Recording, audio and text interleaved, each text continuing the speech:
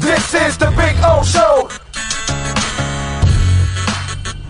This is the Big O Show. This is the Big O Show. When protecting your family is your priority, there's nothing more important than a roof above the people you love. Call Tommy B. Butts Jr. Enterprises.com, 954-735-9826 or 954-394-1411 and ask to speak to Tommy, the owner. They specialize in all kinds of roofs, led by their highly crafted, skilled, and professional roof mechanics. All of their previous customers have an opportunity to enter their bi-weekly drawings to receive free an exterior impact metal door. Please call for more details. That's Tommy B. Butts Jr. Enterprises.com, 954-735-9826 or 954-394-1411. Trust Tommy to fortify and protect what's most important to you, your family.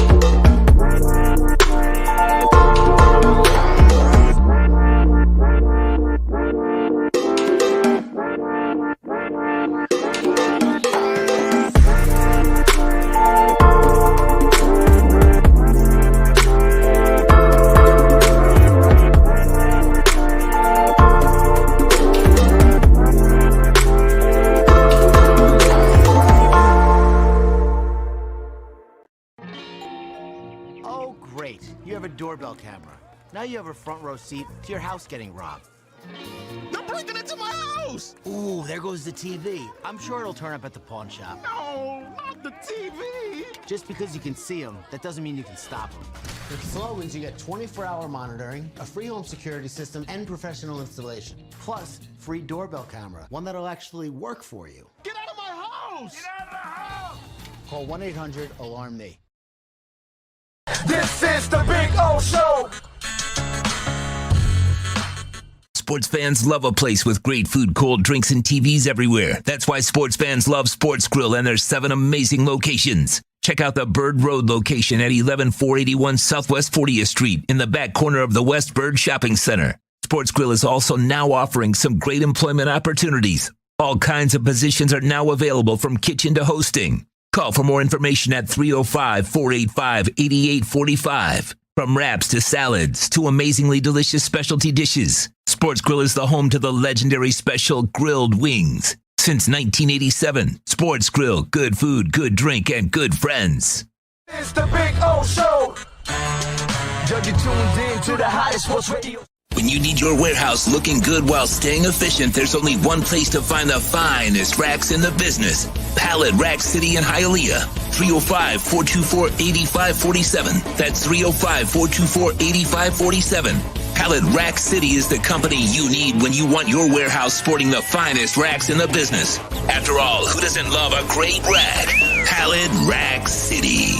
305-424-8547. That's 305-424-8547. Lando, a.k.a. the Big O. He covers all the South Florida teams. For over 16 years, EJDconstruction.com has provided South Florida residents quality craftsmanship, accurate project management, and exceptional service. That's why EJDconstruction.com is an A-rated member of Angie's List and the Better Business Bureau. When you're looking for the right custom home builder for additions or home remodeling, please call my friend Eric at 305-433-4843. That's 305-433-4843 for EJDconstruction.com. Dolphins to the Heat, well, you know what I mean. Monday to Friday, Spotty Pablo in the... There's no need to drive around South Florida wasting valuable time looking for a new or certified pre-owned Acura. Go to the #1 volume sales dealership in the Southeast United States. Craig Zinn's Acura of Pembroke Pines. Purchase with pace and space in a dealership tailored to your needs. From home buying to providing that personal touch. Contact the 2020 Satisfaction Award winner Craig Zinn's Acura of Pembroke Pines. 888-776-5123. That's 888-776-5123. Or visit them at 15601 Pines Boulevard in Pembroke Pines.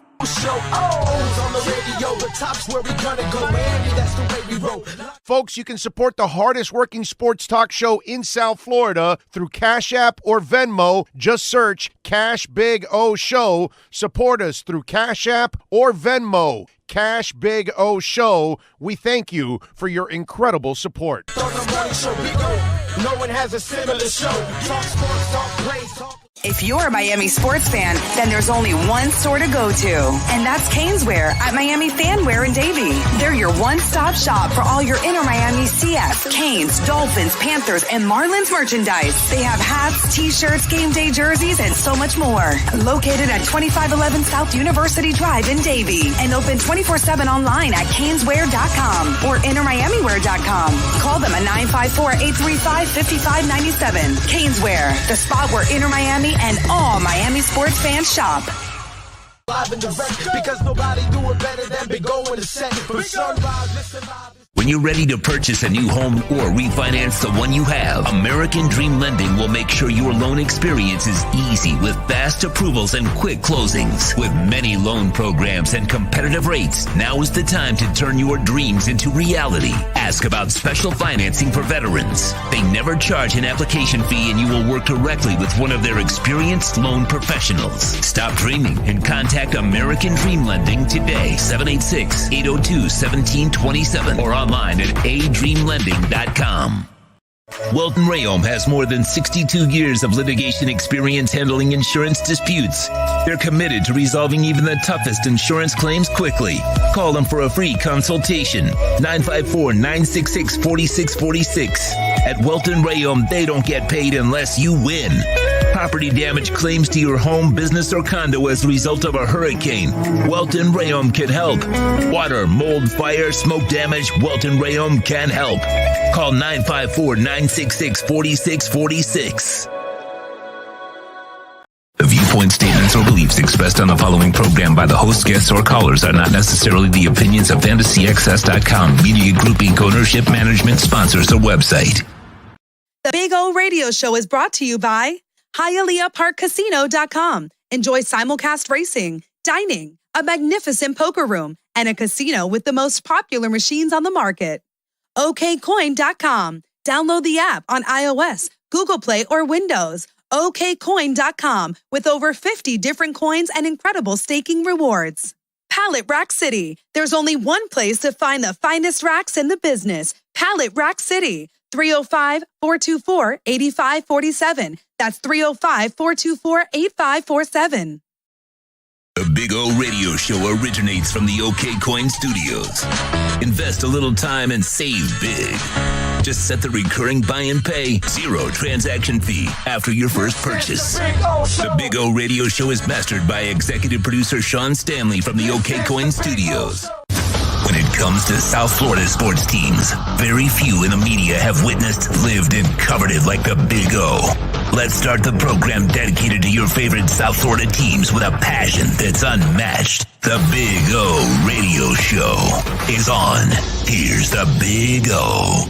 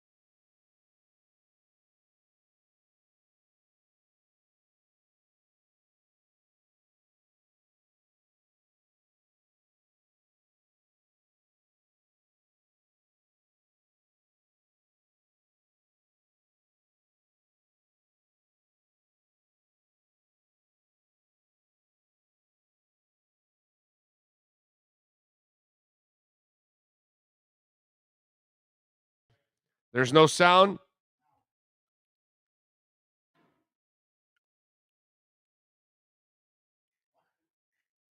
Why are you doing that to him? I think I fixed it. Oh, I'm sorry. I think I fixed it. Okay, I think he fixed it. I'm pretty sure that.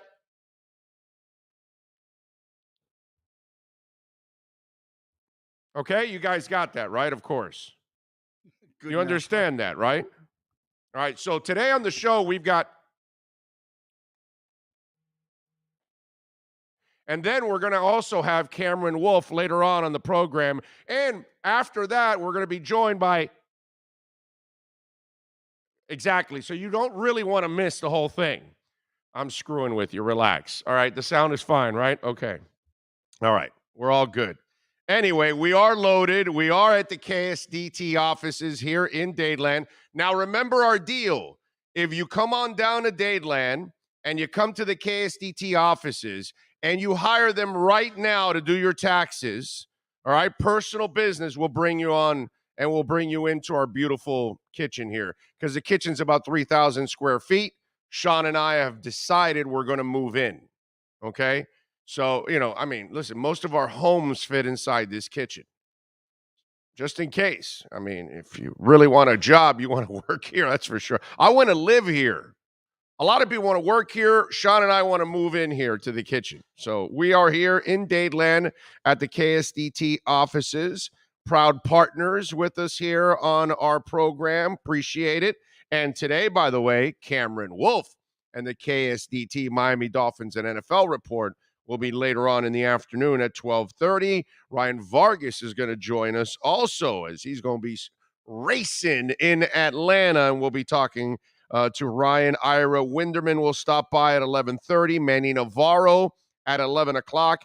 At 10:10, Omar Kelly is going to join us. So in 5 minutes, we'll be joined by Omar Kelly. And I can't wait to get Omar on because he wrote the article that I knew some would start writing. So we're going to have to bring it up to him and put his feet to the fire on that article. So we'll do that with Omar Kelly in a couple of minutes. Panthers, unfortunately, lost to the Kings last night. For those of us that stayed up last night, watched that game in Los Angeles as the boys came up short 5-3. Spencer Knight with 28 saves. How's that? Yeah. What about it? Oh, I said Kings. Oh, I'm sorry, Kings. Knights. Yeah, I'm sorry. Spencer Knight. That's why Spencer Knight had 28 saves against the Vegas Knights. So there you go. So the boys end up losing 5-3. They've got Anaheim tonight at 10 o'clock. At least tonight, I won't be able to watch the beginning of the game. I may catch the back end of the game because I'm going to be out at the Culture Room tonight. I'm going to go see the English Beat as Mr. Wakeling is in town. So I'm going to take the wife. Today is our 28th wedding anniversary. We were married 28 years ago on March 18th. That woman has put up with my ass for 28 years. Think about that. Give that woman a Nobel Peace Prize. I don't know, anything. Whatever type of top accomplishments that exist in the world, give it to my wife because, man, 28 years. And we were together 6.5 years before we got married. So that woman's been putting up with me for 34.5 years, dude. I mean, that's a long-ass time to be putting up with me, bro. 34.5 years. I don't even know how she's still alive putting up with me for 34 years. Yeah, Sean. I've only been doing it for 6 months, 3 hours a day, and I can't stand it. Exactly. Look at that. Think about that. That's pretty accurate there, too. So give that woman all kinds. So I'm rewarding her by taking her to the English Beat concert tonight. Is that your choice or her choice? My choice? Of course. It's all right. Hey, listen. Hey, I still have credit in the bank. Okay? 3 years ago, for our 25th wedding anniversary, I took her to Paris. All right? We had dinner on the Seine, right? What the hell's the name of that damn river? Right? And it was a sunset type of dinner. Then on the 18th, 3 years ago, We had dinner in the Eiffel Tower. And I gave her a new wedding ring. All right? I even had the maitre d'. I told my wife, I'm going to the bathroom. Had the maitre d'. I gave him my phone.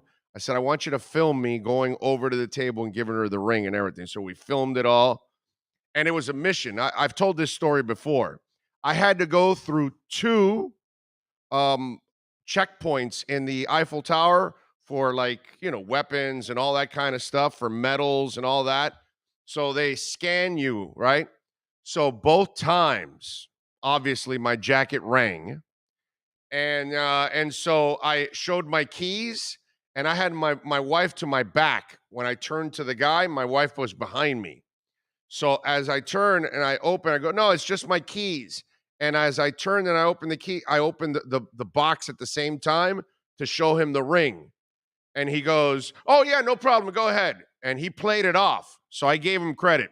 The first time, the first checkpoint, I made it through with no problem. The second time is when I had to play it off and all that. And the wife didn't pick up on it.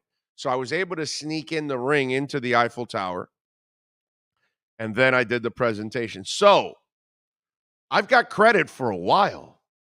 You know what I'm saying? How many guys take their wives for their 25th wedding anniversary to Paris, and you give her a new ring in the Eiffel Tower? Come on, man. I nailed it right there.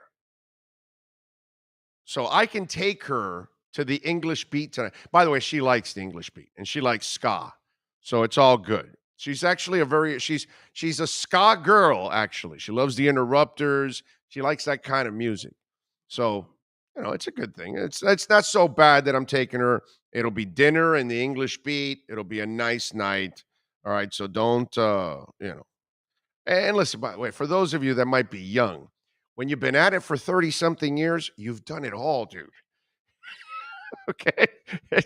You run out of creativity, you know what I'm saying? It's just like, what do you do? You know what I'm saying? It's just like, how many times are the flowers and the candies and the rings and the bracelets and it's you can only repeat the same thing so many times.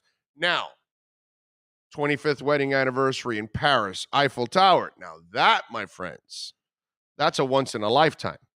And I did express once in a lifetime. Okay? I don't know if we'll make it back again. Anyway, Justin Vaccaro, thank you for the love on the super chat. He says, Big O, I went to London for the Finns game in October, and I took my now fiance to Paris and proposed on that bridge over the river. Nice. There you go. Can't beat that. You know what was the amazing part about that trip? I was able to go into Notre Dame before it burned down, because it was 3 years ago. And so the video, by the way, is on my Twitter feed. You got to go back 3 years. That's a lot of scrolling you're going to be doing, by the way. Anyway, so the video's there, and I swear to you, when I walked that church, you felt something, man. Like, it wasn't normal. Like, you there was you felt it, man. It was one of those. And we got treated to that. And sadly, unfortunately, we all know what ended up happening to Notre Dame, and as it ended up burning down, and just a terrible shame. And I obviously, they're still in the middle of rebuilding that thing, and it's going to take forever to rebuild it. I'm sure you're never going to get back to where it was. Gilbert Martinez, sir, thank you for giving us some love on the super chat. I appreciate you, sir. Let's see. Did you find that AC adapter for your Eiffel Tower? No, I did not, but we fixed it. We fixed the plug, so it's working. Okay, so I didn't have to figure it out, so now it's working. Hell, not only that, if you caught the show on, what was it, Tuesday, right? Or Wednesday, we had the Eiffel Tower going, and we added the Panthers horn and siren also to the studio too. What do you got there? Oh, Omar is ready? All right, I love it. All right, let's do it, baby. Let's talk a little Miami Dolphins football with the man, the myth, the legend that is Omar Kelly and our EJDconstruction.com Miami Dolphins report. For over 16 years, EJDConstruction.com has provided South Florida residents quality craftsmanship, accurate project management, and exceptional service. That's why EJDConstruction.com is an A-rated member of Angie's List and the Better Business Bureau. When you're looking for the right custom home builder for additions or home remodeling, please call my friend Eric at 305-433-4843. That's 305-433-4843 for EJDConstruction.com. The viewpoint, statements, or beliefs expressed on the following program by the host, guests, or callers are not necessarily the opinions of FantasyXS.com, Media Group Inc., ownership, management, sponsors, or website. The Big O Radio Show is home for the hardcore Dolphins fan. That's why we give you Omar Kelly twice a week. Buckle up. It's time for the EJDConstruction.com Miami Dolphins Report, exclusively on the Big O Radio Show. We're ready to talk a little Miami Dolphins football with the man, the myth, the legend that is Omar Kelly. Oh, how you feeling? You feeling good? I'm good, bro. I'm good. How are you doing? I am doing great. We're hanging out at the KSDT offices here in Dadeland, so Okay. having some fun out here with the boys. All right, so talk to me. Apparently, you are not impressed so far with this offseason. Are you impressed with this offseason? I think they're filling needs. I do. I think they're filling roles. Okay. I think my problem with the overall attitude, I think, of some Dolphin fans is that you're so enamored with the splash. Oh, I don't need the splash. And so I think that McDaniel, what he's doing is he's looking at the team saying, no, there's nothing wrong here. We need it here, we need here, and then the coaching will be the difference. All right. And that's kind of what I harped on all last year. So let me I heard what you're saying. Coaching. I heard what you're saying. So let me ask you this question, since we're, addressing needs and, we're building off what we have from last year, which is fine. I don't need a big splash. Who's going to be your left tackle? Well, there's still left tackles available. Okay, all right. That domino. Hold on. Have to be patient. That hasn't played out yet. In other words, who's going to be your 3-down inside linebacker?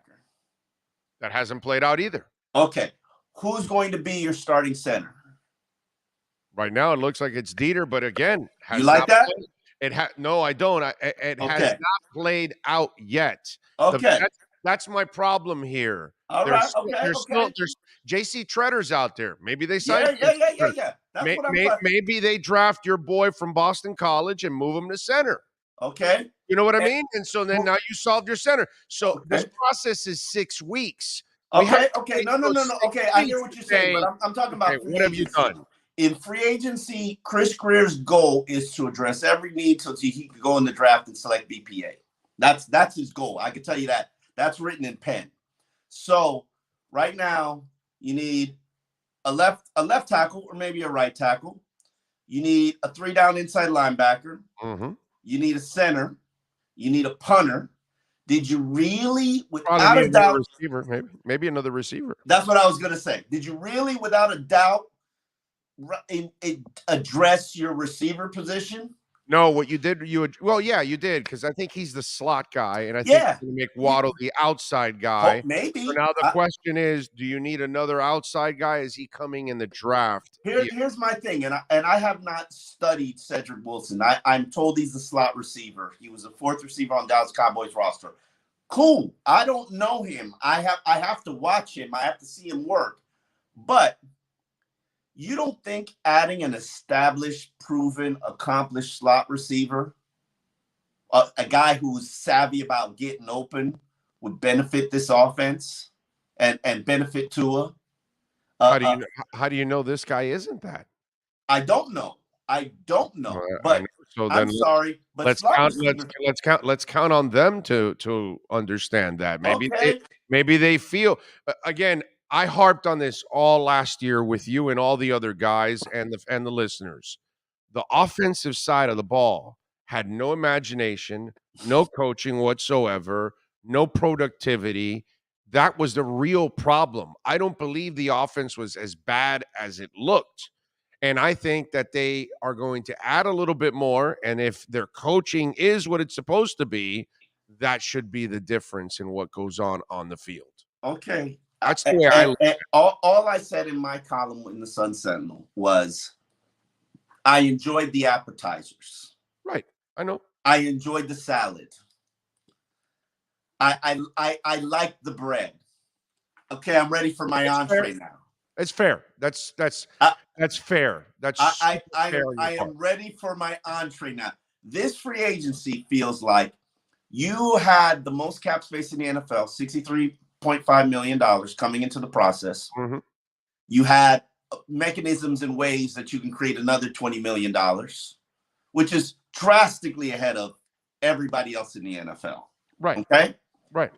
I feel like this offseason, and I wrote this in my column, is like me telling you, Big O, I know you can't eat steak, but there's this phenomenal steakhouse that I know that I want to take you to.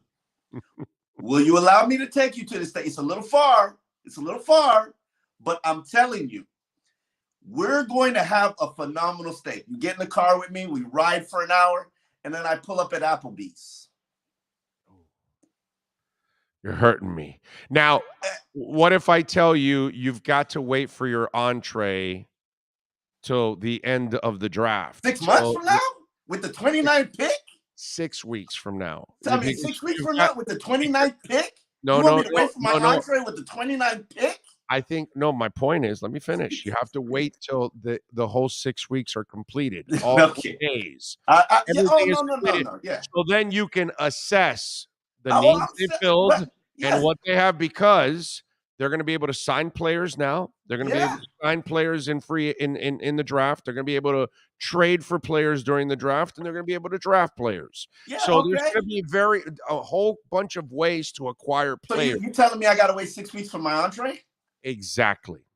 Yes, I think you may have to wait till the 6 weeks to at least make an educated opinion on what has happened. But 5 days, I get it, man. But 5 days in, the fat boy hasn't eaten enough, bro.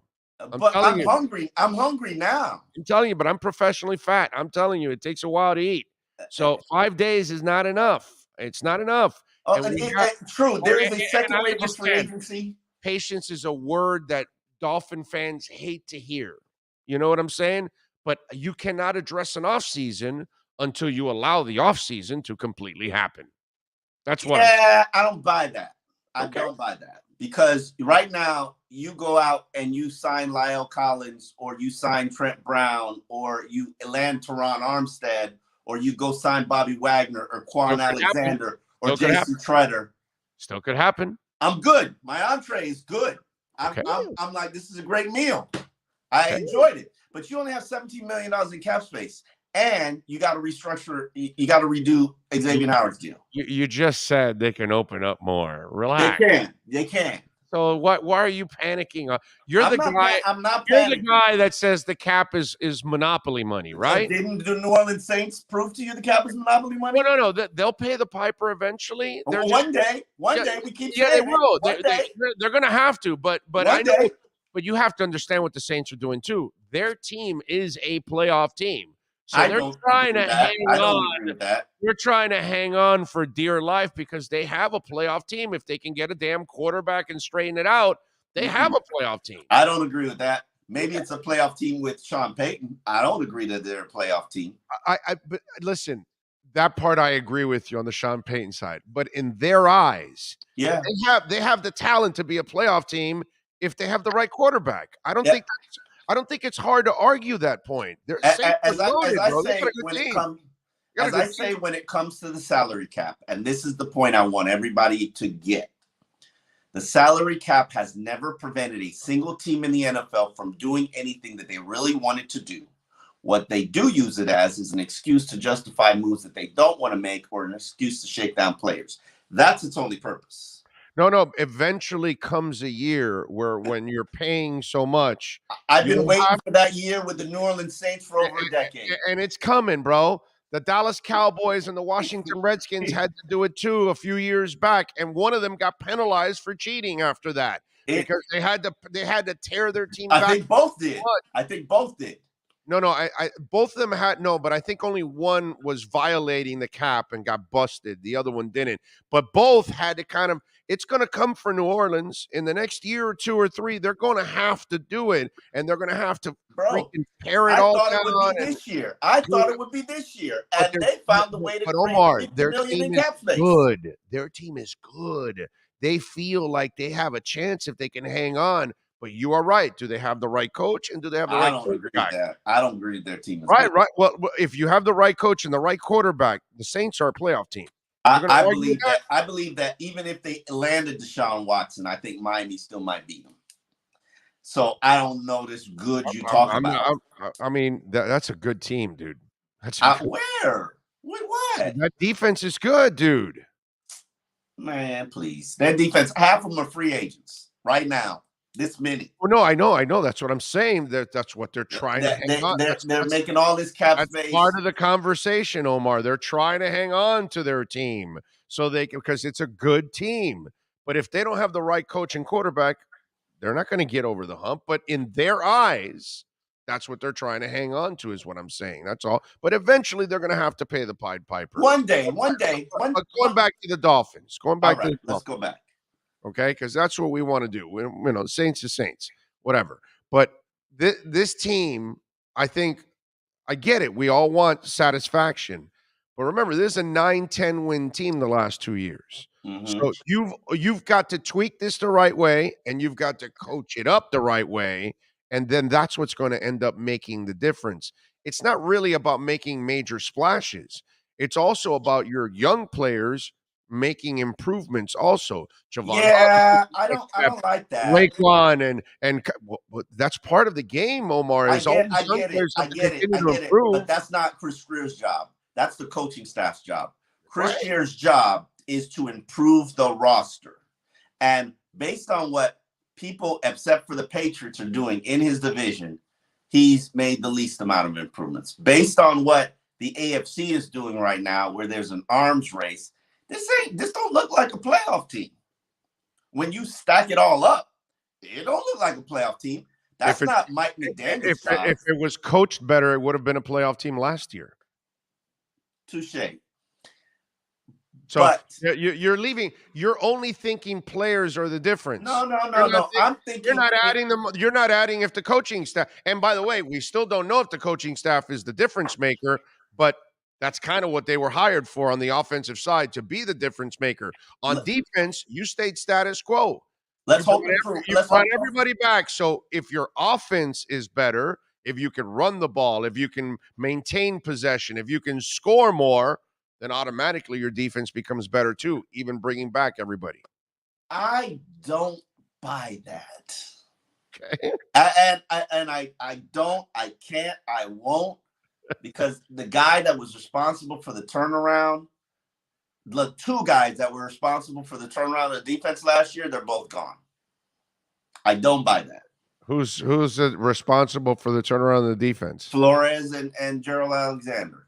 I don't buy. Yeah. So wait a minute. So you give Flores credit for turning it around, but you don't give him any credit for burying the team in the beginning of the year at 1-7. Yeah. For Absolutely. putting Caden Phillips in coverage, for putting Baker at middle linebacker, right? Listen. Baker kind of is a middle linebacker. But that's really convenient to give Flores credit. I never took away blame. When did I take away blame from him? And the schmuck cost you the playoffs in the first half of the season. When they finished as the 18th best defense in the NFL. But you know what the change is at the midpoint of the season? They took away responsibility from your new defensive coordinator. And they said, okay, we're going to do what we want to do, what we think is best. And, that. So you're saying the defensive coordinator currently right now is a liar. How long have I been saying that? Okay. All right. Because it's not a news. He said he made all the calls. Yeah. Okay. Listen. Oh, he said he made all the calls. I didn't see Gerald Alexander come out and deny it and say, no, he's wrong. He lied. I made all the calls. Gerald Alexander didn't never said he was making calls. Gerald Alexander got moved to the box to be the eyes in the booth for Flores, who I don't think was it the eyes that helped him call on those flags? Because boy, that wasn't very good on the That's channel. a different individual's job, and that individual is very respected in his field, and it just didn't pan out here. Okay, move on. He was respected in his field. Yeah, he's doing the job now in Chicago. He better get some glasses. Wow. He better. I don't know, man. If there's an eye doctor somewhere, please help out whoever was trying to help Flores out with flags last year, because my man. Listen, let's talk about the talent on the field. Yes. Your center, mediocre. Your left tackle, mediocre. You need to add another pass rusher. Your inside linebacker, mediocre. Your nickel cornerback, average. Yeah, but the offseason is 5 days old. Okay, yes. And that's what I'm saying to you. This second wave of free agency, my entree better be more enticing. It has to get better than this. It has to. Because if this is what you're looking at and you're saying, yes, I'm building you a team that's going to be a perennial playoff contender, I say fiction.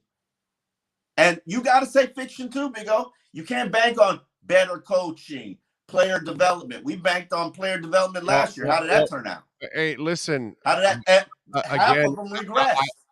That's because I blame the coaching.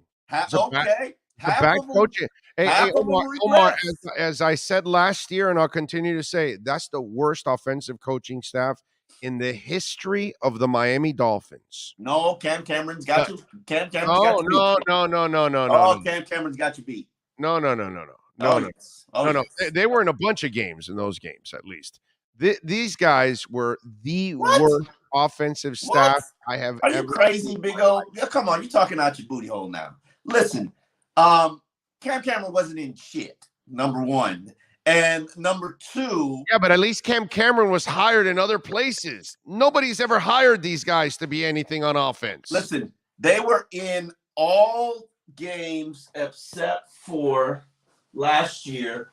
They weren't in Tampa. Yeah, when they played real teams. They weren't in Buffalo, and they weren't in Tampa. That's 3 games they weren't in. Most of them came down to fourth quarter games, fourth quarter losses. 1 where the defense fell, 2 where the defense fell apart, in Jacksonville and Atlanta. Come on, man. Let's be. Yes, they were a bad, poorly coached offense. Oh. They were disaster on the offensive line. Players regressed left and right. They had a ton of injuries. But trust me, Cam Cameron, and Adam Gase had worse coached offenses. They were all right. Like Adam Gase had 1 winning season, and then the rest was trash. Yeah, I know. So, that's your boy. Come on, man. Me and Adam ain't boys. There are a dozen media members who talk to Adam Gase on a regular basis to this day. I have not talked to him since he's been fired, but he's my boy. Leave Salguero alone, okay? Stop. Listen, it ain't just Salguero. Listen, and listen. Don't do that, because Armando, I wish him well. I recently learned about his health concerns. We love Armando, but I know Armando's a big Gase guy. You know that. I mean, come on. Armando's a big who helps me guy. He's like but I know he had him and Gase had a lot of run-ins. Him and Gase had a lot of run-ins. He loves Gase. He's a big Gase guy. No, he's not. No, he's not. Stop it. You're just trying to create mess. You're just trying to be messy. Yeah, there's nothing wrong with that. Just have a little fun with that. All right. So at least are you hearing, because it seems like the Watson thing is like the domino effect to everything now. And if he goes to Atlanta, do you feel that Miami will have a shot at Teron Armstead, or the other tackles that are waiting for Teron Armstead to make a decision What I do you don't. think? It kind of feels like Miami is in the race for some tackle. I agree with you, but I don't think. I'm sorry. If I have a contract waiting for you, it's desirable, it's appealing, it's high, and you make me wait for 6 days trying to figure out what you want to do with your old girl. Well, Omar, several teams are waiting for the whole Watson thing to then have the whole domino effect. That's cool. But that's I don't want to. It's not just Miami, dog. Be your rebound choice. You have no choice. That's this world, my brother. I mean, whether Baker Mayfield likes it or not, he was the rebound choice. When I shoot my shot, and the difference is that Matt Ryan understood it and said, "All right, man, I get it. You're going after him. If not, whatever, I'll push back my bonus and everything." Listen. Baker, notice how Matt Ryan is working with them. Let me defend Baker for a minute. Let me defend Baker for a small minute, okay? Just a teeny tiny minute. Baker put out a Dear John letter to Cleveland because he didn't know what was going to happen. Cleveland has not been committed to him. They don't really like him. They're just on the 5th-year option because they really got no better choices out there, right? And they control his rights. But they're not in love with him. They're not about to offer him a multi-year deal. Baker's a mid-grade quarterback. And, are you paying a mid-grade quarterback $25 million? No, you're not. So what's there to defend Baker for? Okay, but this is this generation of athletes, and I deal with this generation of athletes on a regular basis, and they need to be heard. They need to have their emotions. They need to have their side portrayed. That's why the I am athletes and the pivots of the world are taking off, because this generation of athletes, they want to vent. They have their own cult following. Tua's got Tuanon. He's got his own cult following. And wait, whoa. Let's not compare the two. The two are night and day. One acts like a man, the other one acts like a punk. Because he wrote. Hold on a second. We're talking about Baker Mayfield that likes to hold his nuts out to the opponent in college, stab the flag in the middle of the field, get tackled when he's drunk by a cop. And now he's bitching and whining like a little mofo because they went to talk to Deshaun Watson. Meanwhile, Tua, guess what? They flirted with Watson. He acted like a man. He stayed strong. He said, I can control what I can control. He didn't whine. He didn't complain. He didn't point fingers. And guess what? He manned up and understood what was going on and said, hey, man, I'm just going to take care of my business. So let's not compare a man in Tua and a punk in Baker Mayfield. Is also not in position to get a multi-year contract that my team is not offering me. If you don't love me enough, Matt Ryan, you're also flirting with Deshaun Watson. Is he losing his lunch? And he has brought the Atlanta Falcons a lot over the years. That's a grizzled veteran, man. And he is their most accomplished. A totally different generation of a player. But he is the most accomplished quarterback in Atlanta Falcons history. And he's handling the business like a pro because it's a business. And they're looking at Watson also. So I look at Tua as a young Matt Ryan handling it like a pro. I look at Baker Mayfield handling it like a typical millennial or Generation Z. So let me ask you a question, and hear me out on this. I got you. Go ahead. If Brian Flores had been retained as the head coach and Tua demanded a trade, would he be handling it as a pro or would he be handling it as a punk? First of all, he wouldn't have demanded a trade. He would have. Trust me. Well, no, Lee Steinberg might have demanded a trade. Okay, you're semantics right now. Baker didn't demand a trade. His agent demanded a trade. So, but Baker put out an IG, dude. He just put out an IG. He just put out an IG and took out. He's the guy that went and trashed. Baker did not demand a trade. Duke Johnson trying to get a contract. He's the guy. Answer the question. If Tua had demanded a trade because Flores was still the coach here, would he have been a man or would he have been a punk? Well, how's he handling it? Is he You're not answering the question. No, he put out a statement saying that Miami. First of all, you're going through a hypothetical. I'm just asking you a question. Don't dance. Don't tap dance. No. Direct and answer the question. There's no tap dancing. You are tap dancing. No. There's no reality behind your question. Okay, I live in reality. Reality is Baker Mayfield's acting like a punk. I am giving you a hypothetical scenario. Always Don't dance. Answer the question. If Tua put out a statement, Miami, I love you. I appreciate you. Thank you for all the time. If Flores was here, Flores was still going after Watson. Tua puts out a statement about he loves Miami. Then his agent demands a trade. Now that you've thrown every hypothetical at me and I threw it right back at you, would he be a man or would he be a punk? Oh, he's always a man. This is the business of the NFL. No, it's the business of the NFL, but Baker is handling his business. I will go by track record. I will go Baker by the way, is handling his business. I will go by the way Tua handles things. This is the time and the season to handle your business. You don't want to put a ring on my finger? Well, I want to go find another team that'll put a ring on my finger. You can find another team with class, the way Matt Ryan will end up finding another team and move on. So Baker putting out a statement that I love and appreciate you, Cleveland. You've been important to me in my life. I thank you for everything that you've done. I don't know what's going to happen next because that's what he said. And he also said this isn't a message with any ulterior motives behind it. Also, and then his agent demanded a trade. And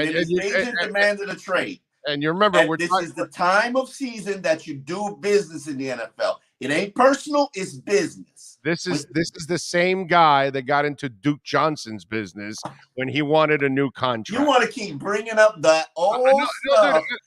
What I'm bringing up to you is the track record on how Baker Mayfield has handled his entire career, my brother, and that from arrogance college and that to the charisma, NFL. It got him selected number one. The That's moxie, fine. the arrogance, the charisma, the persona. And a failed number one, and it's a failed number one pick. It is. But I listen. If the Dolphins could have gave up their whole draft, made a mistake doesn't mean it's a good mistake. Hey, you know what I'm saying? Funny thing is, if the Dolphins could have gave up their whole entire draft to go get Baker Mayfield back when he was the number one draft pick, they would have done it. That's Adam Gase. Adam Gase was obsessed with him. Well, if Adam Gase or Mike Tannenbaum, I believe that. Yes, they would have absolutely done it, and it shows you. You never know. Like I'm thinking about all these quarterbacks that projected to go in the first round. All of them are trash, by the way. And I promise you, the fourth or fifth guy taken is going to be the top performer in that class. And it's just the nature of the league. It's just everybody picking quarterbacks. They're just guessing. They don't know. It's hard to guess at the next level what they're going to do. Yeah. Because you have to figure them out mentally also at the same time. It's another level, man. It's another level of demand physically, mentally, socially. So here's my thing about Baker, and I'm not a huge Baker fan. I'm not. You sure? You don't have a jersey of his in your closet? Sounds like I only keep Chad Henne jerseys. Listen. He's trying to be with a team that wants to put a ring on his finger or give him a realistic chance. Half that team is bolting because they don't want to play for Baker Mayfield. They got to go out and get new players because that's what's happening in Cleveland. That team's loaded, bro. That team's really good. They've added players too. I remember. You ain't got to bring it up. Listen. Baker put his business out there. Now he takes a shot at Baker. Listen, that's the thing. That's Duke Johnson's tweet right there. That's awesome. Everybody in the NFL, this point right now, it ain't personal. It's business. When the Dolphins are going to shake down Eric Rowe or try to shake down Byron Jones or shake down Jesse Davis or waive, Devontae Parker, is it personal or is it business? They're going to say this is business. Yes. So from the player standpoint, it needs to be business too right now. Ain't nobody throwing a pigskin. Ain't nobody intercepting a pass. Nobody's making a tackle. This is business. And the only one that does any shaking down is Gregory Abbott, by the way. Okay. Did I lose you there? Yes. Who is Gregory Abbott? No clue. It's a classic song from the 80s, girl. I want to shake you down. Come on, man. I mean, sorry. No. Sorry. I was 10 in 87, so yeah, I probably wrong with you, bro. The great Gregory Abbott. I'm telling you, if he's watching the show right now, he is so disappointed in you. I can give you all the love you need. Best tunes that you got to put on when you're about to make love to your honey. All the loving you need. Yeah, that's it. Of course. I want to shake you down. I can give you all the love you need. What's the next line? Yeah. Gregory Abbott, bro. I got it. I don't know who sang that song. I gotta tell you, bro. Put a poll out there. You How many of you knew who sang that song? Great R&B songs of how many people on Big O's feed knew who sang that song? All right, let's go. There's 589 people right now on the chat board. How many of you knew that Gregory Abbott sung Shakedown? And be honest. I have no. Remy says I did not. Yeah. Lucas says Tua sang it. Girl, I'm gonna listen to that song. Of course you're gonna listen to that song. And you better grab your girl when you go listen to that song. And if she's never heard that song, she's gonna go, "Why haven't you played that song for me?" I promise you, she's never heard that song. There's a lot of no's, by the way. Yeah, I promise you, my wife has never heard that song. But I bet you that once she hears it, she's gonna go, "Oh, I'm putting that in my whatever she does in her she's iTunes, Spotify, whatever she has in her playlist." She was 10. She was 10 in 97. Hey, bro, it doesn't matter. How, Gregory Abbott doesn't get old for anybody, bro. Shakedown is a song. I'm gonna text her to see if she knows the song. Okay, send her the video. That would be easier. Yeah, come on, man. I can give you all the love you need. Loving you need. Come on, bro. Yeah, I'm trying to remember what the next song. Girl. Although Debo's telling you the song sucked, Omar. From far across the room now, baby. There you go. I even know the words to that song. The room now, baby. Yeah, there you go. There you go. Now you're starting to groove here a little bit. There we go. Yeah, that's a good song right there. I gotta admit, that's a good song. I did not know Gregory Abbott sang it. There you go. The pop culture in this head is just it's disturbing, actually. How deep the pop culture goes. What were you gonna say? What's what? That's more music than pop culture, isn't it? Whatever, but I used it kind of in shakedown. I used the pop culture term. He was talking about shaking people down, and only Gregory Abbott shakes people down. For the first time in a while, I'm on Omar's side. Or maybe you could be Bob Seger. It's a shakedown, breakdown. You don't know that one either, right? No. Bob Seger. I'm like, I gotta find the song because now you got it in my head. I'm like trying to remember the lines because I used to know it. Bob Seger Shakedown, isn't that? No, not that song. Isn't that Eddie Murphy? Isn't that Eddie Murphy? Gregory Abbott. Yeah, Gregory Abbott. Yeah, shake you down, bro. Come on, that's one of the great R&B songs. Yeah. Huh? Oh my God, I don't even know what this dude looks like. Girl. Yeah.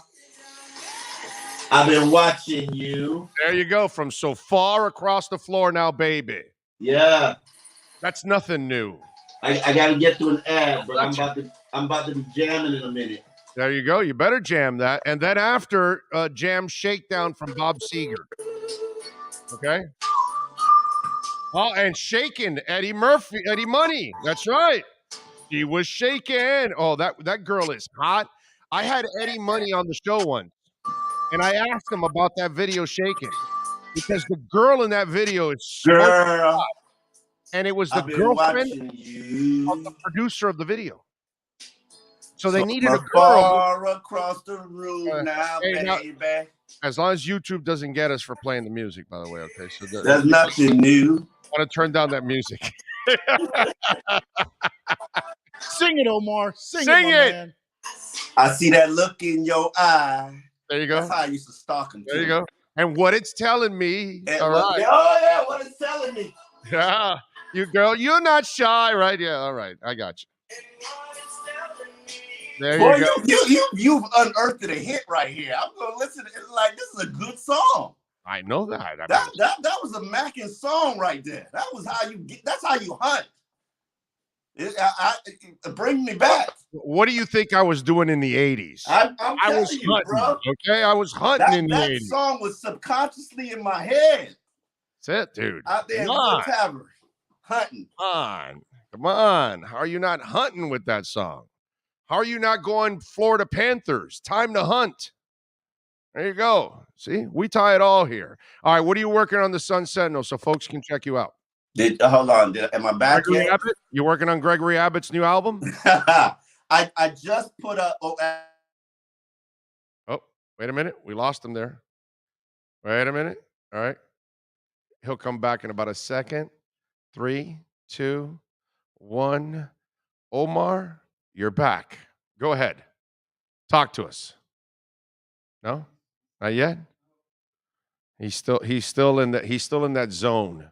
That quiet zone. He's talking, but nobody's hearing. He's talking, but nobody's hearing. He's talking, but nobody's hearing. We can't hear you at all. We can't hear you from so far across the floor now, baby. No, it's nothing new that his phone goes out and his mic doesn't work. He got shaken down. They shaked him down. All right, that was the EJDconstruction.com Miami Dolphins shakedown report. You've been listening to the EJDconstruction.com Miami Dolphins report with Omar Kelly. For additions, home remodeling, or custom work, call Eric at 305-433-4843. EJDconstruction.com is the custom home builder and general contractor you can trust. 305-433-4843. Super chats came in. ISIS, I think, sent one in. Somebody sent another one in. I don't know if you could tell me, Sean, during that conversation. And yes, Omar's Wi-Fi is not as bad as Clay Ferraro's Wi-Fi, but yes, it's right there. It's really weird sometimes. Rosendo says, Big O, Omar, has he ever heard of Christopher Cross? Probably not. Like, maybe he heard of a song of his, one of them, because he's had several hits, but I can't see him getting caught between the moon and New York City. That's for damn sure. Yes. Isaiah Boffo sent in a super sticker. There you go. Thank you, Isaiah. Thank you. And I know there was one more before that I missed. So if you do get it there, thank you. Bob Seger, underrated. Yes, sir. Bob Seger is an American treasure.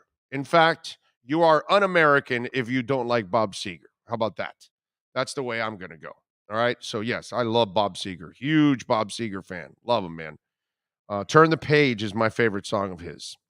Anthony says, this is an honest question when analyzing the leadership of the Dolphins for the past 20 years. Would you say it's stupidity, incompetence, or a combination of both? Anthony, I'm not going to worry about the last 20 years, bro. We're in 2022. I'm not going to worry about what happened 10 and 15 years ago, bro.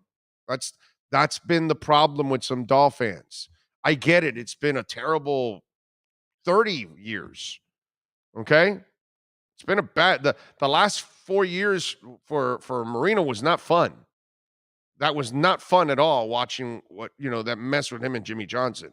So it's been a long time, and I get it, but for that, if you want me to sit here and open the mic every day to talk about the past, and man, I can do that every day easily. That's lazy radio.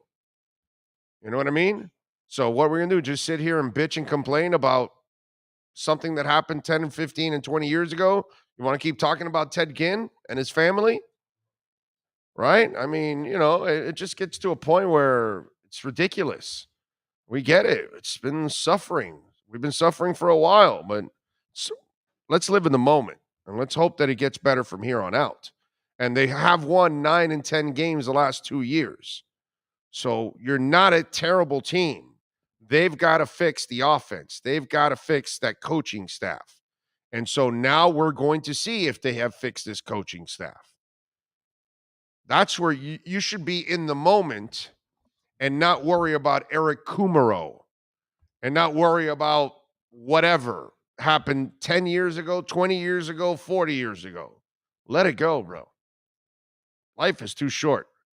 Mike Hu, thank you for the love in the super chat. He says, morning, Big O. Shout out from Columbus High School alum. Thank you, my brother. Thank you. The Columbus Mafia is strong. It is always strong. Yes, sir. No, I thought he was listening to you in class. I was like, this is awesome. And I found the other super chat. It was Leon Fresco. Yes. It says, friends feet. Hold on a minute. Let me try it again. Rented lips. Go. Hold on. Finn's free agency concerning. No new defenders to stop run. Guard was the least of our offensive line problems. I don't care about Wales, but we do need new people. Yeah, no, I'm can't disagree with that. Definitely need some new people, and they have brought in some new people, and they brought in a new coaching staff. Now let's see if it makes a difference. That's the question. Samuel Lemotu, thank you on the Cash App. I appreciate you sending us some love. Thank you, sir.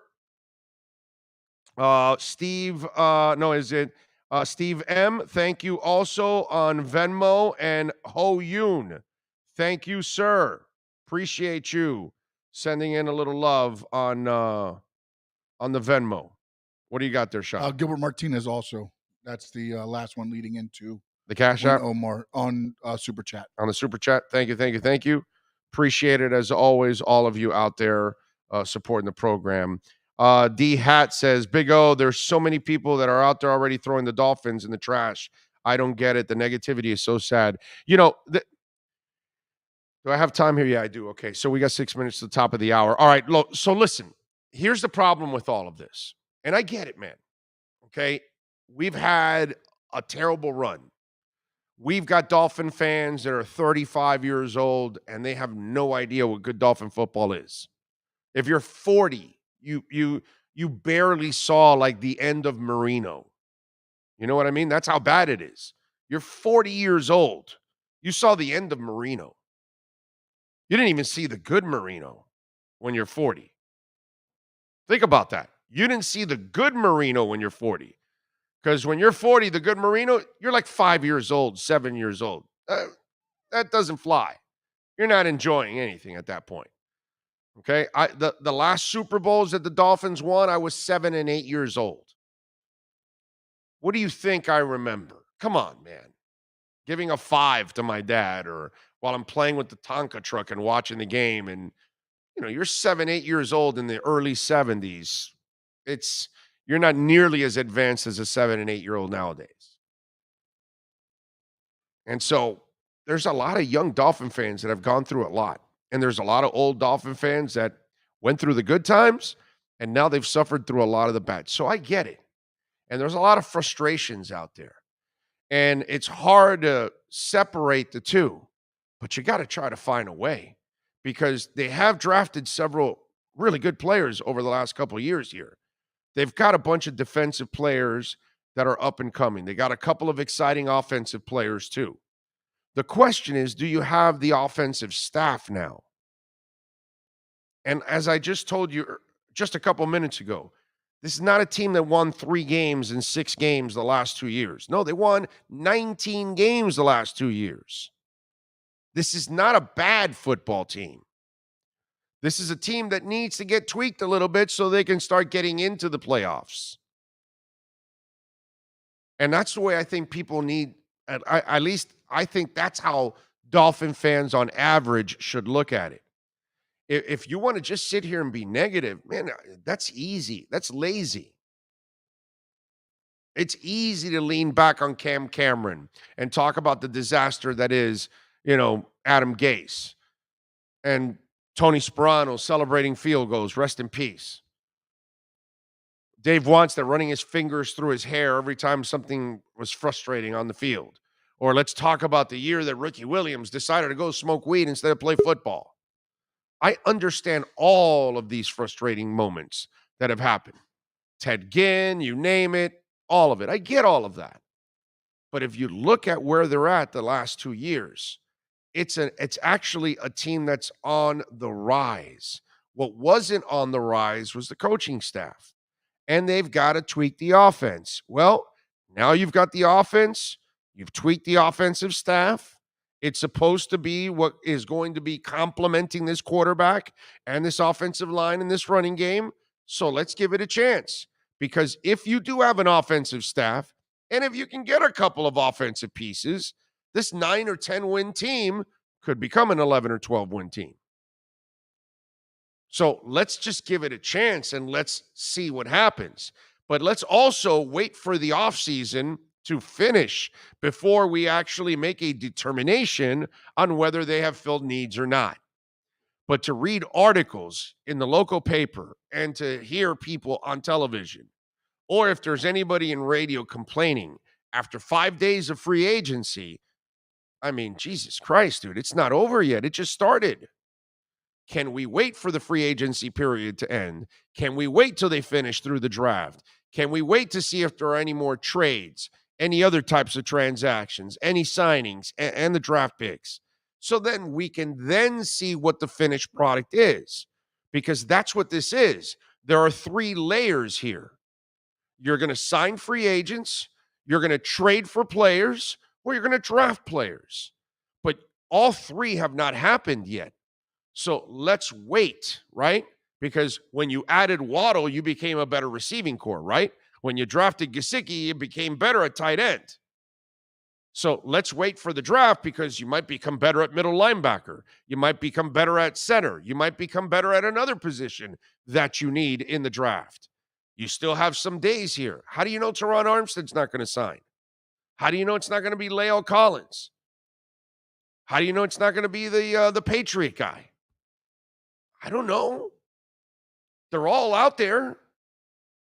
Miami has the money. You know, and when Omar said, well, they got $19 million, what are they going to do? Well, they can play with the money. So that's not an issue.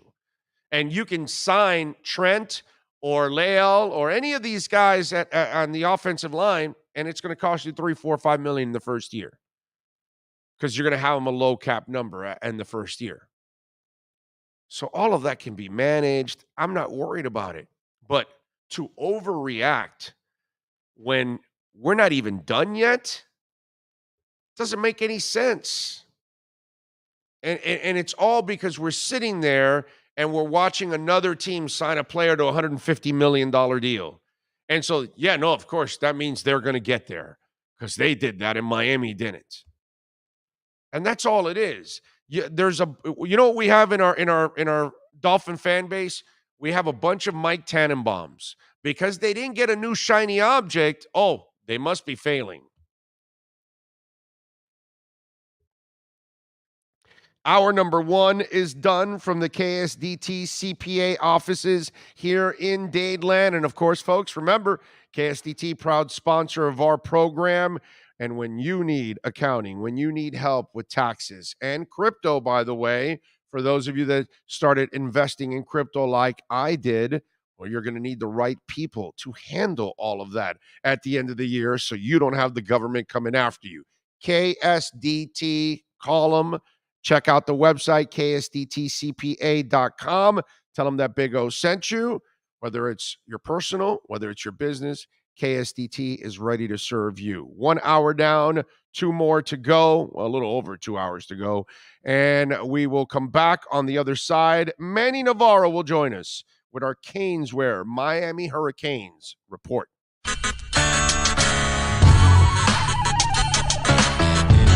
When you're ready to purchase a new home loan or refinance the one you have, American Dream Lending will make sure your loan experience is easy with fast approvals and quick closings. With many loan programs and competitive rates, now is the time to turn your dreams into reality. Ask about special financing for veterans. They never charge an application fee, and you will work directly with one of their experienced loan professionals. Stop dreaming and contact American Dream Lending today. 786-802-1727 or online at adreamlending.com. When protecting your family is your priority, there's nothing more important than a roof above the people you love. Call Tommy B. Butts Jr. Enterprises.com, 954-735-9826 or 954-394-1411, and ask to speak to Tommy, the owner.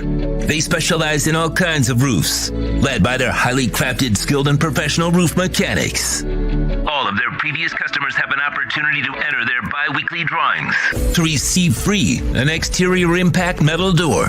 Please call for more details. That's Tommy B. Butts Jr. Enterprises.com, 954-735-9826 or 954-394-1411. Trust Tommy to fortify and protect what's most important to you, your family.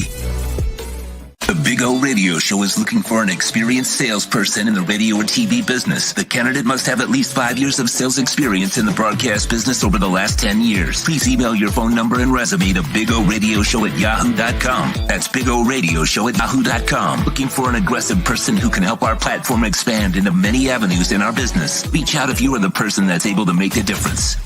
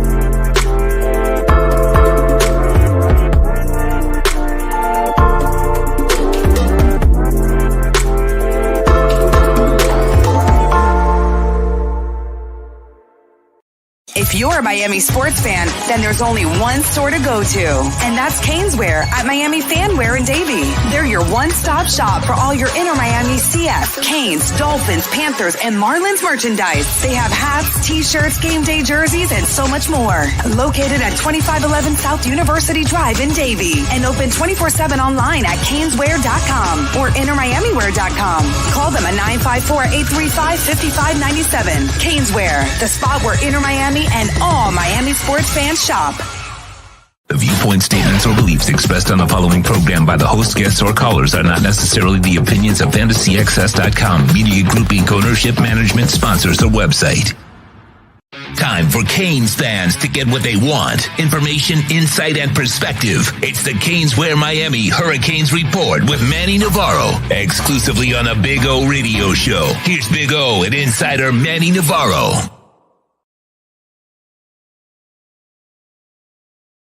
It is time to talk a little Miami Hurricanes with my man Manny Navarro. We do it every week here, a couple times a week with our Caneswear Miami Hurricanes report. Manny, how you doing, my friend? How you feeling? Feeling good? Doing great. I'm up here in St. Augustine. Got here last night, helped my parents move. I know you want me to take the kids over by the Fountain of Youth so they can go drink that water. If they behave, only if they're bad. Only if the kids are bad. Okay, if the kids get out of control, you then take them over to the Fountain of Youth and you have to drink that water, okay? That's what you do in St. Augustine. At least that's what I hear. That's how they punish their kids. Right. So apparently it's a long line there in St. Augustine, too. There's a lot of bad kids. But anyway, go ahead. I'm sorry. No, I was going to say, they got a Disney trip next week, for spring break, and I'm holding that over their head. I said, I'm not taking you to Disney if you don't behave Isn't at it? Abuela's house. Oh, yeah, it's a different world, right? Because back in the day, we just got our asses kicked. Right. They just smacked us around. They hit us with belts, shoes, chancletas, you name it, whatever. Now, you want to bring a kid to his knees? I'm taking your phone, your video game away. Oh, man. I mean, they cry worse than we did after a beating. Seriously. It's true. It's true. It's like you really want to hurt a kid? You can't be on social media. What? That's it. It's over for them. Their life is over. In fact, I think kids would rather have, if we really negotiated with kids, all right, you can't call child services anymore. would you rather have a beating or we take away your phone? And they're probably all going to say, yeah, I'll take the beating because the beating goes away in 5 minutes. Right. If you go back to the day, you got hit with the chancletazos, right? And you cried for a couple minutes, and then it was over. You were off playing with your Tonka truck. You didn't care after that. It was over. You know what I mean? But boy, they take away your phone. Ooh, man, you will cripple kids nowadays with that one. You will bring them to their knees. So that's the key in parenting today. Electronics. Take away electronics, man. All right. So have they taken away Mario's electronics so he can actually rest a little bit?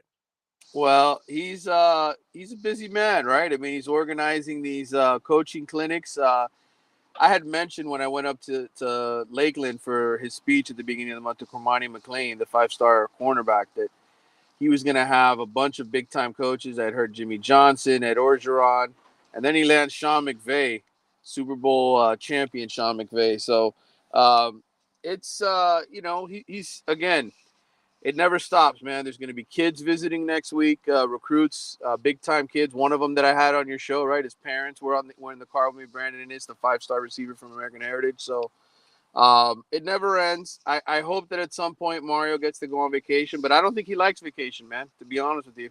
I just think the guy likes winning, and he wants to win. So I think he also knows that he has to get it done here. Like he has to different level of pressure. Yeah, and so he needs to hit the ground running. And listen, I think he also sees this conference isn't like, oh my God, they need a whole bunch to get to the top or anything. No, man, you got a quarterback. You got a pretty damn good team. You get the right kids and the right transfers through the portal, and you can win this conference this year.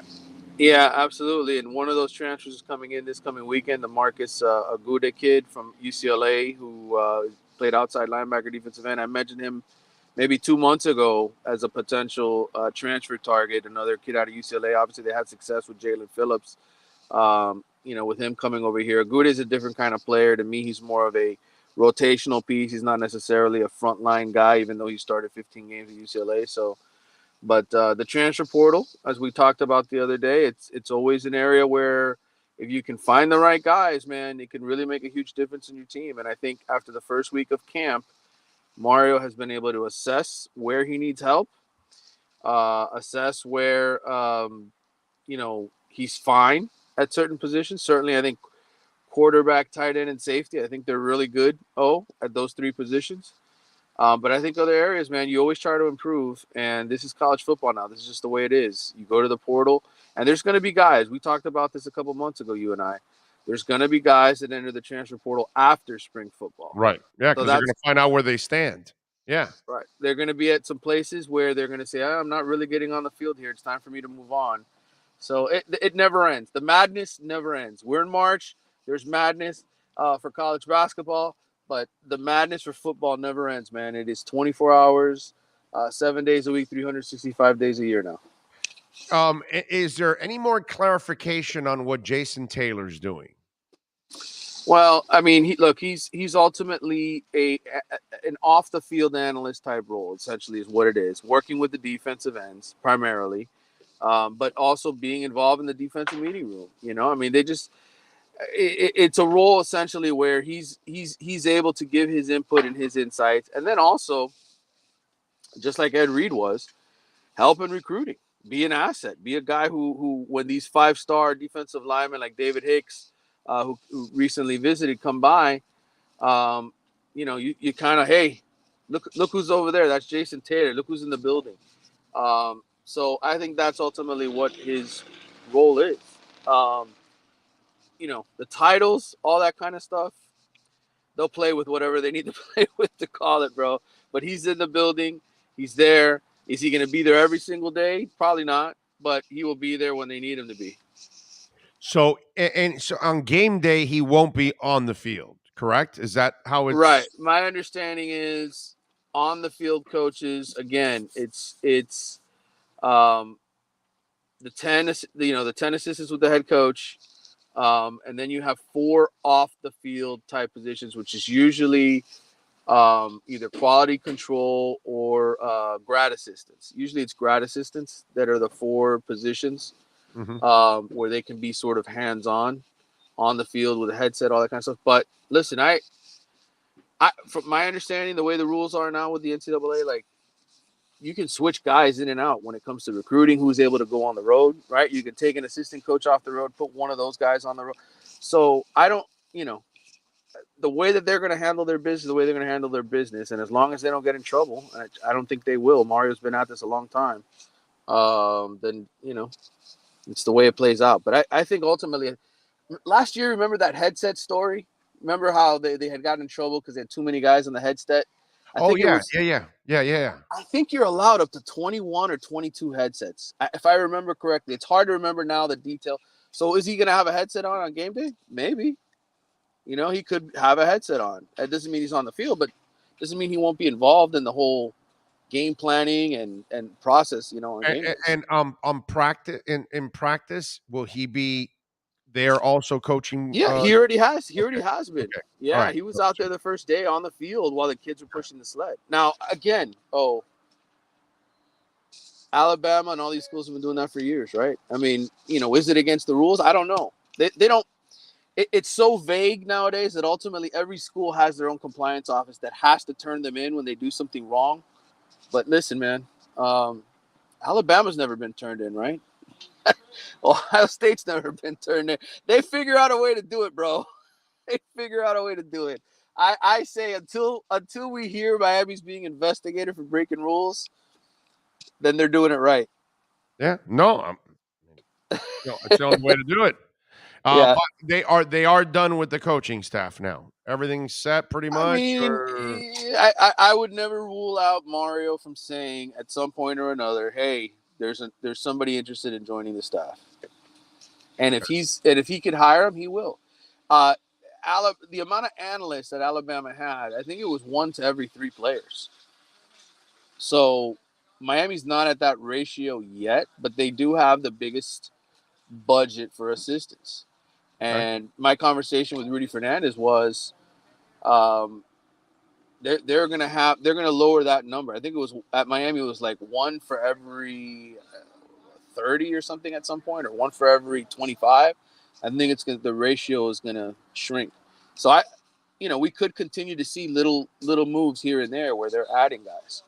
So again, like I said, 24 hours a day, 7 days a week, 365, bro.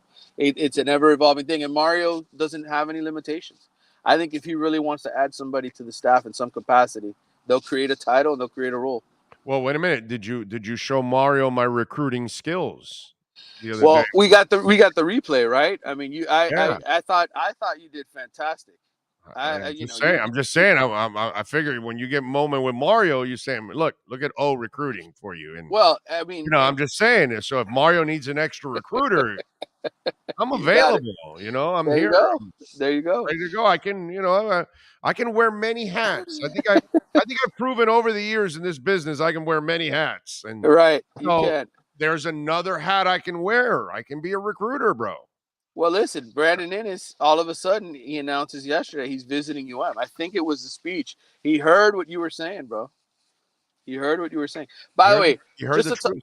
He heard the truth. Just because I have a story coming out next, I think he's visiting next Thursday, Miami. But I'm going to have a story coming out at the beginning of next week. All my stories, I haven't published anything this week for The Athletic because they liked my story on my trip to LA so much. They want to put it on the front page, make it a big deal on Monday. So they held it this week from running. I was going to run this week. But anyway, Innes is another story. And I can tell you this from sitting in a car with his parents for that long ride when we were driving to Pasadena. They love me, huh? They love me. Well, first of all, you were a hit. They kept talking about you the whole trip. They said, "Oh, Big O's a riot. We love him." There you go. See, I would tell Miami fans this. I think they got a real shot to get Brandon Innes. I think USC and Ohio State, Brian Hartline, the USC receivers coach Simmons, both of those guys have been recruiting him forever. Josh Gaddis didn't recruit him to Michigan, but I think the kid wants to see how Mario does this year, and Miami does this year. And I think that they have a chance. And Gaddis is going to have a chance to build that relationship with him. And I know Miami fans Plus his want him. parents. His Yeah, and parents know that if the kid comes here, they'll listen to our show. Right. You know what I mean? Because, why go to, Ohio? Like, you're not going to get that show in Ohio. You're not going to get this show in Ohio. Come on. Right. But we are worldwide, though. And it gives them an excuse to listen. They really don't care, really, if the kid is, doing anything in school. They just want to listen to our show. That's kind of what it's all about, really. Right. Once we won them over, it was like, kid, you're going to UM no matter what, because we want to listen to Big O show every day. So, that's it. So I think if we can create a segment for him, we might be able to seal the deal. Oh yeah, let's go. Let's do it. The Ennis hour. I don't know. I mean, did we make it an hour or do we make it a segment? Whatever we got to come up with. It depends on Ennis himself. It might be a segment, could be a whole half hour, could be an hour, could be an entire show. I mean, it all depends on Ennis. Yeah. It's up to him on his skill set and time. I mean, he does have an important thing to do, which is help turn the program around. So right. And he would. I think he would bring recruits with him. He's the kind of guy. He's played for that South Florida Express team for 5 years, and there's no doubt he is the man on that team. And there are a lot of great players on that team. So, what were you going to say, Sean? Were you going to say something there?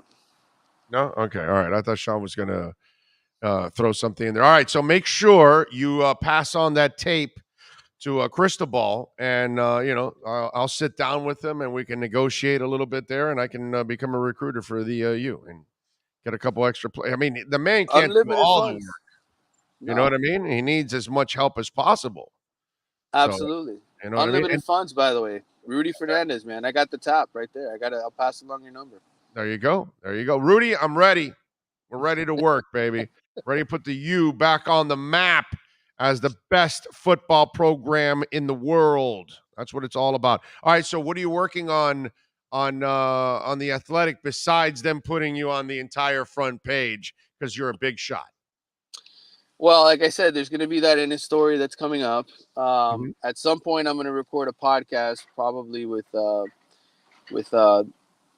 guy who runs it, Brett Getz. He was in the car with us as well. Brett is the founder of South Florida Express. So I'll have those things, and then I'm going to go on vacation next week. Oh, I mean, I'm here at the storage facility. We've got like 3 trucks that got to be filled up with all of their crap, and then I'm helping him out, whatever he needs, so that they can settle into their house, man. I'm going to do that. And then I got Disney next week. But I'll be around. I'm going to be around to talk to you. Tell your parents I'll say hi to them. We're going to be up there, Sean and myself, and we're going to be up there in the weekend of June 12th.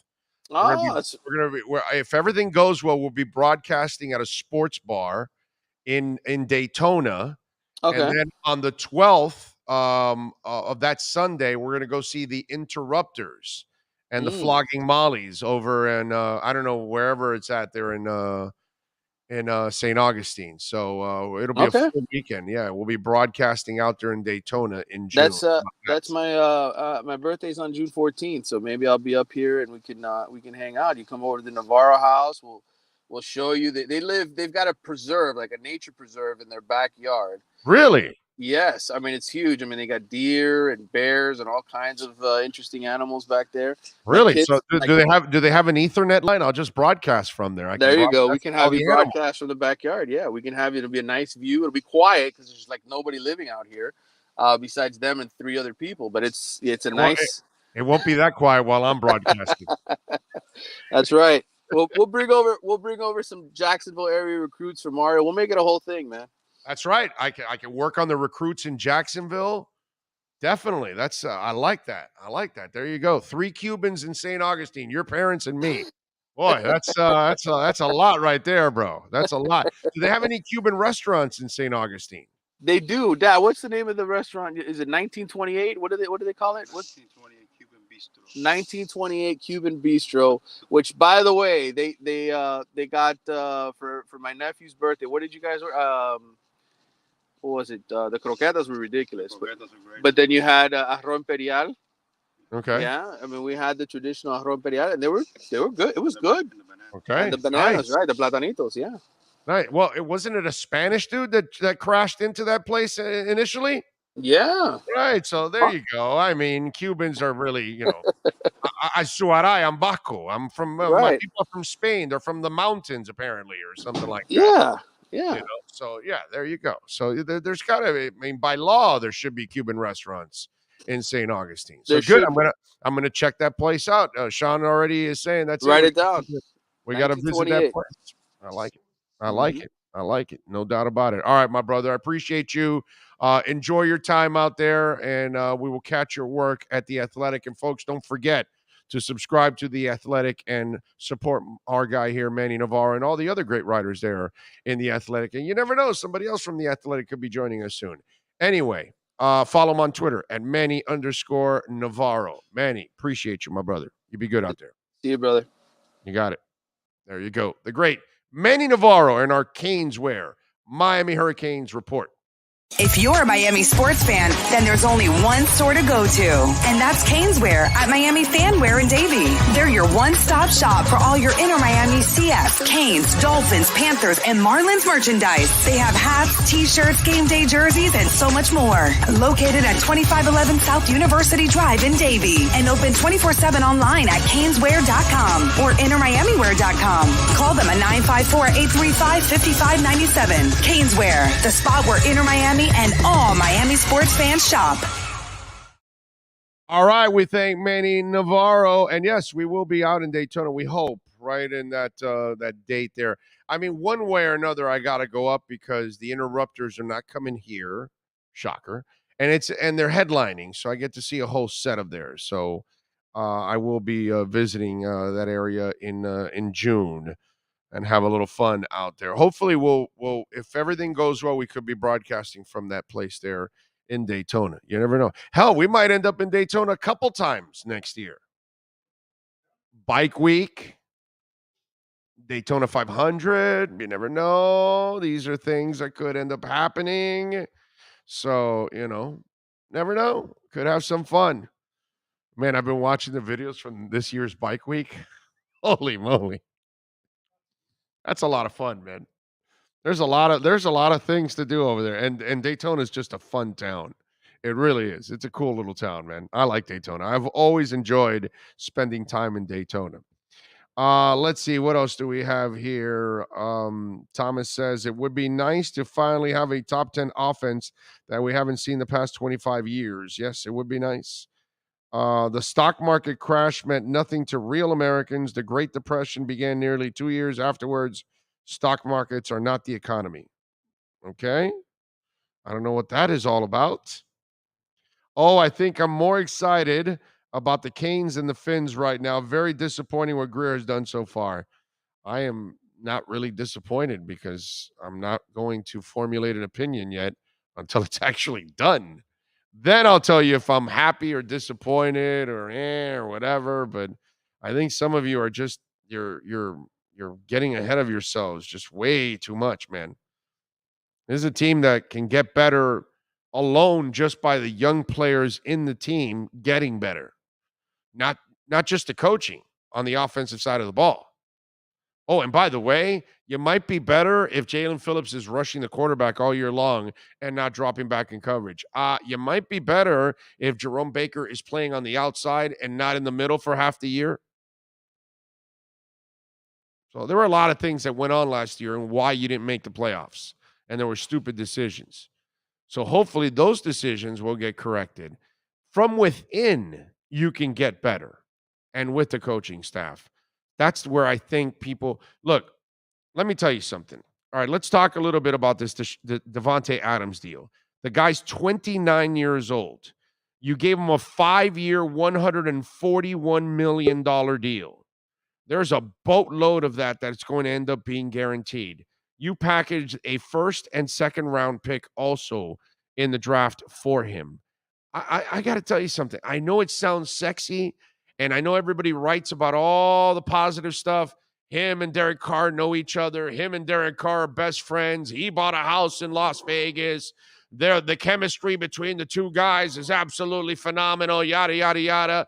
All that stuff that means nothing. In the end, he's 29 years old.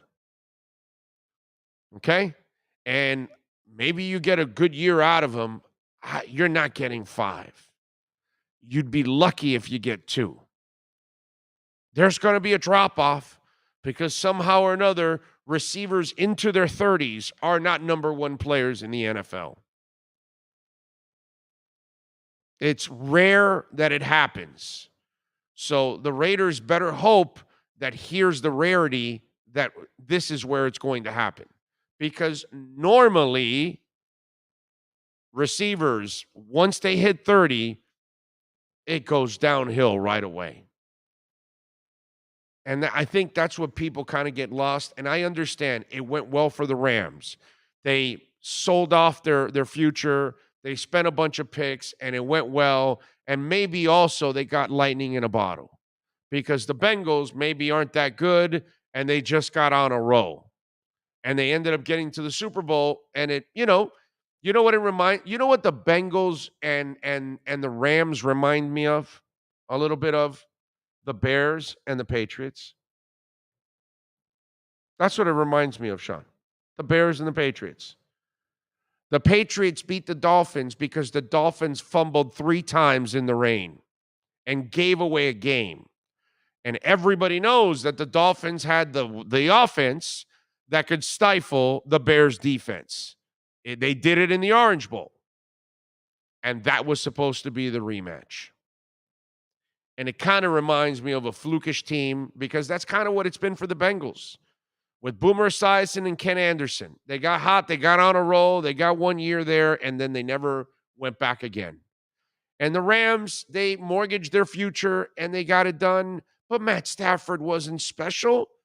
He did just enough. Cooper Kupp was special, and their defense was special. But it's rare that all of that happens and it works out.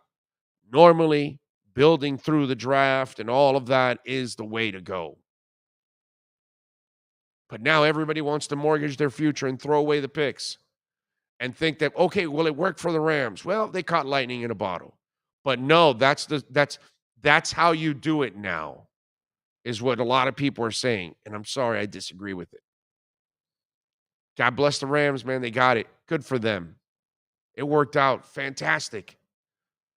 I'm sorry, that's not going to be the norm in this league. You're not buying your way to titles. No. I don't believe it because that's the aberration. I've watched this league since I was a kid. It's not the way it's done. It's not the way the Cowboys became a dynasty or San Francisco or any of these other teams or the Patriots or anybody else. They usually did it through the draft and kept doing it through the draft and then augmented with some free agents because everybody has to add. But what the Rams did, that's not the norm. But people want to make it that. So now the bandwagon is, let's go mortgage our future and spend a crap ton of dollars and throw away our picks. Disagree. So on this Davante Adams one, let's check it. In a couple years, we'll talk about it. And I'll tell you, it's a bad deal right now. In the middle of all this hype, it's a bad deal. Let's touch base in 2 to 3 years from now, and let's see how good of a deal it is. Let's see where Davante Adams is. Let's see if the hype matches the contract. See if the production matches the contract. Let's see if we talk to Ira Winderman next.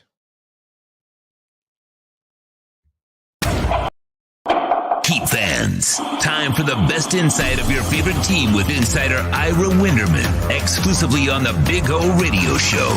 It's the Acura of Pembroke Pines, Miami Heat and NBA report. Here's Ira Winderman.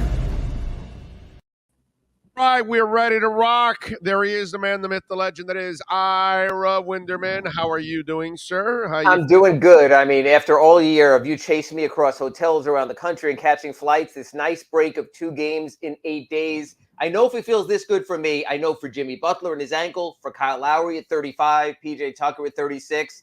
This is the perfect reset opportunity, Big O, before the final dozen games. Get another week off before the playoffs. The schedule is set up very well for the Heat. You and I, basically since the schedule came out in August, talked about the hellacious first half of the season. Just survive. It'll come around. 7-game homestand completed tonight against the Thunder. If they win tonight, they go a healthy 5-2 on this homestand. So setting up nicely for them. It's just what looms at the bottom of the East playoff race that's going to be fascinating. Well, and I would imagine the MO is no Butler today, right? Because Western Conference team, not important. Why play him? He's coming off an ankle injury. We don't even know if he's healthy enough to play anyway, as it is. I would expect the Jimmy Butler, unless he's close to 100%, why the hell would he play today? Eric Spoelstra never will say this, but I honestly think there also is some big O of looking at the opponent and saying, you know what? We don't need our best players to beat them. No offense to the Thunder, and if Shai Gilgeous-Alexander plays, he's a terrific player, but that's not about it. Giddey, the rookie who's been terrific, is already out for them, so they're shorthanded. I think Eric Spoelstra just goes through, okay, it's almost like when you fill out your all-star ballot. I can check these 5 boxes and also win. So I think not only might Jimmy sit tonight, I could see PJ Tucker sitting at age 36. Again, next week you have an interesting schedule. You have the 76ers in Philly on Monday. I'll talk to you on our Acura Pembroke Pines report before that. Then you have the Warriors, yes, without Steph Curry, but there's still plenty of talent on that roster coming in on Wednesday. Then you have Brooklyn next Saturday. So this is an exhale time for everyone. So it'll be interesting, even with 2 days off before and 2 days off after, to see how Eric Spoelstra approaches this. When we look at the whole Strus situation now, obviously one hell of a performance the other night, blowing up. What are you hearing? Are there any more changes looming? Do we see some of these guys getting more and more playing time on the I guess because of Duncan Robinson's struggles or up and down play? Well, obviously, if Jimmy doesn't play, that probably means they go back to number 1, Gabe Vincent starting, and number 2, Max Strus getting sort of the scoring guard minutes. So in the short term, they can fill him in there. And we spoke about this, on our Inside the Paint show on Wednesday, from Sloma's Home Security, and we've spoken about it in our Acura Pembroke Pines reports. Eric Spoelstra has changed his lineups before in the playoffs, and it could be matchup based. And it could be that if you're hosting a Nets team with so many scorers in the first unit, that you may want to get a little more defensive, and maybe you do move Duncan Robinson out. I don't see that. Matter of fact, I think there's 2 primary questions here, Big O. Question number 1, what will the Heat do with the playoff lineup regarding Duncan Robinson? And question number 2, will Duncan Robinson be back next season? I think there's a greater chance of moving Duncan Robinson in the offseason than necessarily shaking things up with him right now. I think you might lose him. Because let's be honest, Big O, some people are wondering, might they start Tyler Hero? While I don't think so, I can't tell you for sure. If you start Tyler Hero in place of Duncan Robinson, I'm not so sure that Duncan Robinson gets to play at all. I'm not so sure that Duncan Robinson isn't bypassed. The better reserve might be Max Strus. So all of a sudden, from going from a top 5 starter, he might go from 10th man. And I know this isn't a factor, they say, but it's a lot harder to trade your starting shooting guard and get value, or at least unload his contract, than the guy who was 10th man in the playoffs. Amen. Perfect example is Kendrick Nunn. Built great value in his rookie season, then became a reserve in the run to the 2020 NBA Finals. Last season, same type of thing. Started most of the year. Goran Dragic took over in the playoffs. All of a sudden, Kendrick Nunn was left taking the taxpayer mid-level. His value wasn't the same. Look, the Heat are not going to prioritize the offseason at the cost of playoff success. But it is interesting that you and I, a month from the start of the playoffs, do have these questions. No, it's been a concern all the way through, and I think that in the playoffs, you make a great point, because if you do bench him and put him at 10th man, it's harder to trade a $95 million contract that way. It really is, and it's almost better to stick with him and just have the quicker hook for him instead, and that way it still has. You're trading a starter. That way you're moving a starter. It has the right optics, in other words. Yeah, you're just doing that instead. That's a lot of money for someone to take on your 10th man. So, but there are so many players, I agree. If you and I were to do a list ranking, forget about starting lineup, of the most important Heat players 1 to 10, I'm not so sure that Duncan Robinson right now doesn't slot in as low as 8 or 9, or even lower, when you consider, obviously, what Tyler's bringing off the bench, obviously what Caleb Martin can produce for you off the bench, and even the Victor Oladipo, what he could be. The Markieff Morris, he's looked very good. He's had moments. He was helpful in that game against the Pistons. So it is interesting. By season's end, if we do the simple, this is not a draft. We're not saying who you need or who you want. But if you and I were to give the valuations as we begin our basketball season cards or whatever, I'm not so sure that Duncan Robinson wouldn't wind up 8, 9, or even 10. He has not been the value player that he had been in recent seasons. I think that's kind of undeniable, Big O. All right, so let's have a little fun here, Ira, with Tyler Hero. Okay. And a question that is not for the now because the now has been answered. But let's just say that the now ends with one hell of a run in the playoffs. Maybe you get to the finals, maybe even win it. Cool. And then Tyler Hero gets a big-ass contract. Mm-hmm. Does Tyler Hero stay in the Ginobili role? Or does Tyler Hero is there a thing that says, well, we gave him a new contract, now we've got to elevate him to starter in 2022-2023 season because we're paying him a lot of money and this guy's really, really good. So how do you see the future playing out for Tyler Hero? We know it's going to end up with a lot of money and he deserves it. The kid has played out of his mind, but will the Heat then change the way they're playing Tyler Hero? Will they say, we need more Tyler Hero? Will they say, this kind of money requires you to be a starter? The runway is set up for that, Big O. Again, for people not familiar, Tyler Hero by next October 31st, I think it is, might be a little earlier, can sign his rookie scale extension. However, he is already under contract for next season, 22-23, about $5.5, $6 million he's taken care of. So the runway is there. Let's say he gets a 4 or 5 year contract, fine, like Bam Adebayo did. That'll also come in the final year of Kyle Lowry's 3-year, $85 million contract. So there'll be one season there of overlap. Then assuming Kyle is done after 3 years at age 38, the runway is there. The other part of this equation, Big O, might be this. Jimmy Butler with his nagging little injuries, might he revert to a 6-man type of role to at least during a regular season, Goran Dragic-like? And they got value out of Dragic in 2020. Let's face it, if he wasn't injured in those finals, the Heat could have been far more competitive against the Lakers. Instead, he had the foot injury, the plantar fascia, he couldn't play. You understood all of that. So I think the runway is there. You and I speak about sort of the transition and how they do have the young core of Bam Adebayo, how they do have the young core of Tyler Hero, and they have some other young players in the mix. So this might be a really nice mix where he can move to the Bam Tyler core from the Jimmy Kyle core, and it'll work out, and you get some younger reserves along the way. So I think the runway is there. Again, Tyler Hero's extension will begin in the 2023-24 season, the final year of Kyle Lowry's contract. And push comes to shove, and I'm not saying this and don't aggregate it, but Big O, if you want to tweet it out and get more follows, that's fine. And maybe Kyle Lowry doesn't make it through all 3 years of this contract.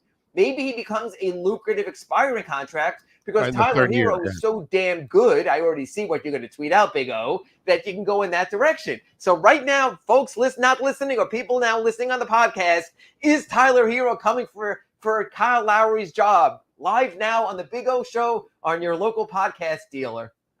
You happy now, Big O? You happy? No, I'm just. Eventually you got to give him that money, and the kid deserves it. You got to. Oh, he's going to get it. If not for the Heat, if the Heat come $1 less than max, his agent's going to go, you know what? We'll see you in free agency. Now it's a risk he might get injured, and he's had some injuries. But he is boy wonder. All the people who had the questions about Tyler Hero. Remember Paul Pierce when he was doing his whole clown act on ESPN? He's not a bucket. Who's this guy? He thinks he's a bucket. What has he done? He's a bucket. He's become a bucket now. And he's also become, again, you and I will discuss this maybe sooner rather than later, but certainly before the playoffs. Who's the Heat closer? End of the game. Who do you want with the ball? You and Orlando Alzagari, never would have said at the start of this year, or November, or December, Tyler Hero. Now it's interesting. Now we're leaning that way. I want perimeter. I want Tyler. If you're driving to the basket, I want Jimmy, because obviously Jimmy's toughness and his here's what's interesting. Jimmy gets to the foul line. You're absolutely right. It slows the game down. It creates easy points. Tyler Hero's been getting to the foul line also. Tyler Hero is starting to do with opponents what they do to him. He gets them on his hip, and they're at his mercy. So he's turning around. He's flipping the script a little. Look, the big part of this is, and I just posted a story at sunsentinel.com about this. The Heat have the ability now to go with total closer defensive lineups. You have Bam, you have PJ Tucker, you have Oladipo, you have Caleb Martin, you have Kyle Lowry, you have Jimmy Butler, 6 options. But you're also going to need some scoring. The problem with Tyler as closer is, of course, every team on the other way down, they will pick and roll with either Kyrie Irving on him or Kevin Durant on him and take advantage of the matchup. So Kyler's going to have to elevate that a little bit to be playing closing time, because closing time is two-way time. Bam can only help so much. This team takes charges. This team does not block shots. You don't have that second-line defender. You don't have Rudy Gobert standing behind Tyler Hero. That's the next step. Could he upgrade the defense at least to marginal, nominal, average, mediocre level? Then you'll feel a little more comfortable. The NBA only allows 2 timeouts per teams in the last 2 minutes. So this whole notion of they should offense, defense, not that easy if there aren't a lot of whistles for fouls. Yeah, we don't even have Alan Ogg back there. Anyway, follow him on Twitter at Ira Heatbeat and catch his work at the South Florida Sun Sentinel and catch him 3 times a week here doing his thing. Obviously with the accurate Pembroke Pines, Miami Heat and NBA reports. And then on Wednesdays with the Slomans Inside the Paint Show with Clay Ferraro. Ira, thank you, my friend. Enjoy the basketball. We will catch up next week. I'm enjoying the time off. I'll be rushing to shoot around on Monday when I talk to you in Philly. It's going to get a little busy, so enjoy the time now. Thank you, Big O. You got it, baby. Be good. There you go. The great Ira Winderman joining us there. Love it. All right. Heat back in action tonight against the Thunder at the FTX Arena. Thunder, by the way, are 11-23 on the road. That's not good. So I don't know if you know that, Sean, but 11-23 on the road is not good. So I'm just saying. It's not good. Which means they'll keep it close to the half, and then the Heat will pull off. Right. Just to keep everybody up a little. Or no, it's here, right? It's not West Coast, right? It's here, FTX. Okay, all right, we're good. Yep. King Short says several millions on ESPN brackets, only 700 left after that upset. Oh, Kentucky? Yeah, Kentucky ruined a lot of brackets for folks yesterday. Let's see. Big O, we need Treader. Yes, I'm with you, man. I would love to get Treader. I don't know what the hell is going on and why we're waiting, but JC Treader would look really, really good in a Dolphins uniform. I am with you 1,000%, ladies and gentlemen. I am with you. I like JC Treader here for the Dolphins. All right, what else do we have here on the program to talk about here on the Cho Ming? The Dolphins did sign Brendan Scarlett, linebacker, special teamer, backup linebacker, whatever. And the Trent Sherfield guy. We talked a little bit about it yesterday. Special team receiver, gunner type of guy, that kind of stuff in San Francisco. So a special teams guy. No guarantee that he'll make the team, but that's one of those guys that's going to try to fill that role as a special teamer. They're going to sign several of those guys and try to replace Matt Collins in different ways, obviously, because I don't think that they signed the guy that's going to be as good as Matt Collins on both ends, but they're going to try to fill that role in different ways. And again, when you change coaches, you change philosophies and you change needs. And so sometimes certain skill sets that players have aren't needed. And I would imagine that they kind of felt that way in this case, that it's not needed nearly as much. Cameron Wolf is set to join us in the next hour at 12:30.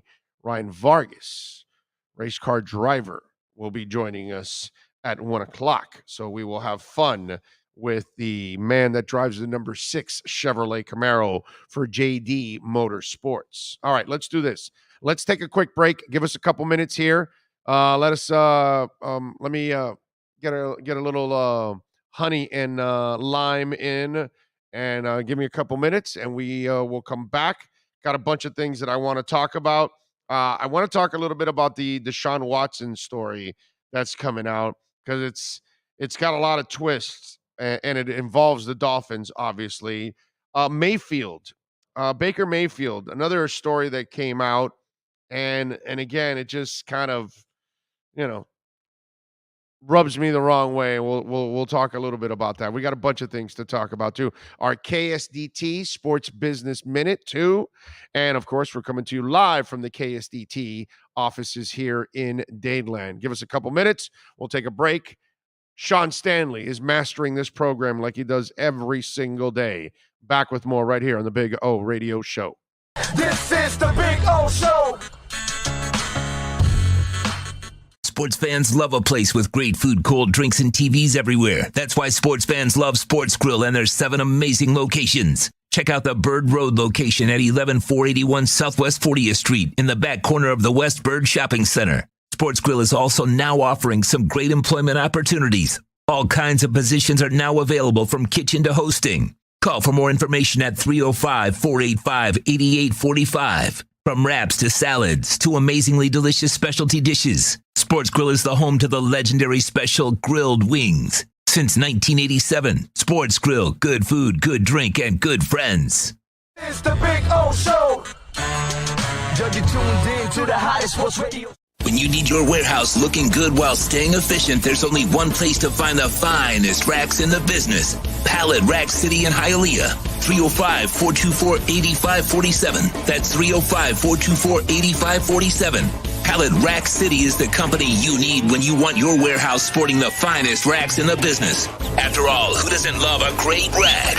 Pallet Rack City. 305-424-8547. That's 305-424-8547. Orlando, a.k.a. the Big O. He covers all the South Florida teams. For over 16 years, EJDconstruction.com has provided South Florida residents quality craftsmanship, accurate project management, and exceptional service. That's why EJDconstruction.com is an A-rated member of Angie's List and the Better Business Bureau. When you're looking for the right custom home builder for additions or home remodeling, please call my friend Eric at 305-433-4843. That's 305-433-4843 for EJDconstruction.com. Dolphins to the Heat, well, you know what I mean. Monday to Friday, lollipop blow in the...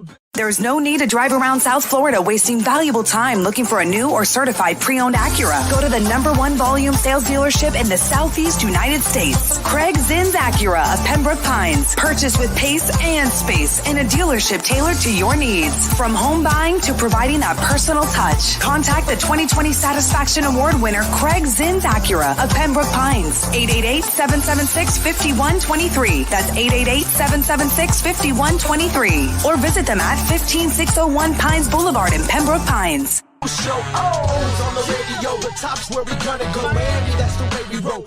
Folks, you can support the hardest working sports talk show in South Florida through Cash App or Venmo. Just search Cash Big O Show. Support us through Cash App or Venmo. Cash Big O Show. We thank you for your incredible support. On the morning show, Big O, no one has a similar show. Talk sports, talk plays, talk... If you're a Miami sports fan, then there's only one store to go to, and that's Caneswear at Miami Fanwear in Davie. They're your one-stop shop for all your Inter Miami CF, Canes, Dolphins, Panthers, and Marlins merchandise. They have hats, t-shirts, game day jerseys, and so much more.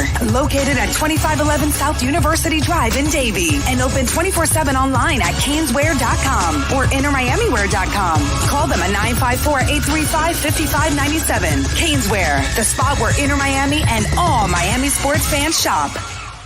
Live and direct, because nobody do it better than Big O in the set. From sunrise, listen live. When you're ready to purchase a new home or refinance the one you have, American Dream Lending will make sure your loan experience is easy with fast approvals and quick closings. With many loan programs and competitive rates, now is the time to turn your dreams into reality. Ask about special financing for veterans. They never charge an application fee, and you will work directly with one of their experienced loan professionals. Stop dreaming and contact American Dream Lending today. 786-802-1727 or online at adreamlending.com.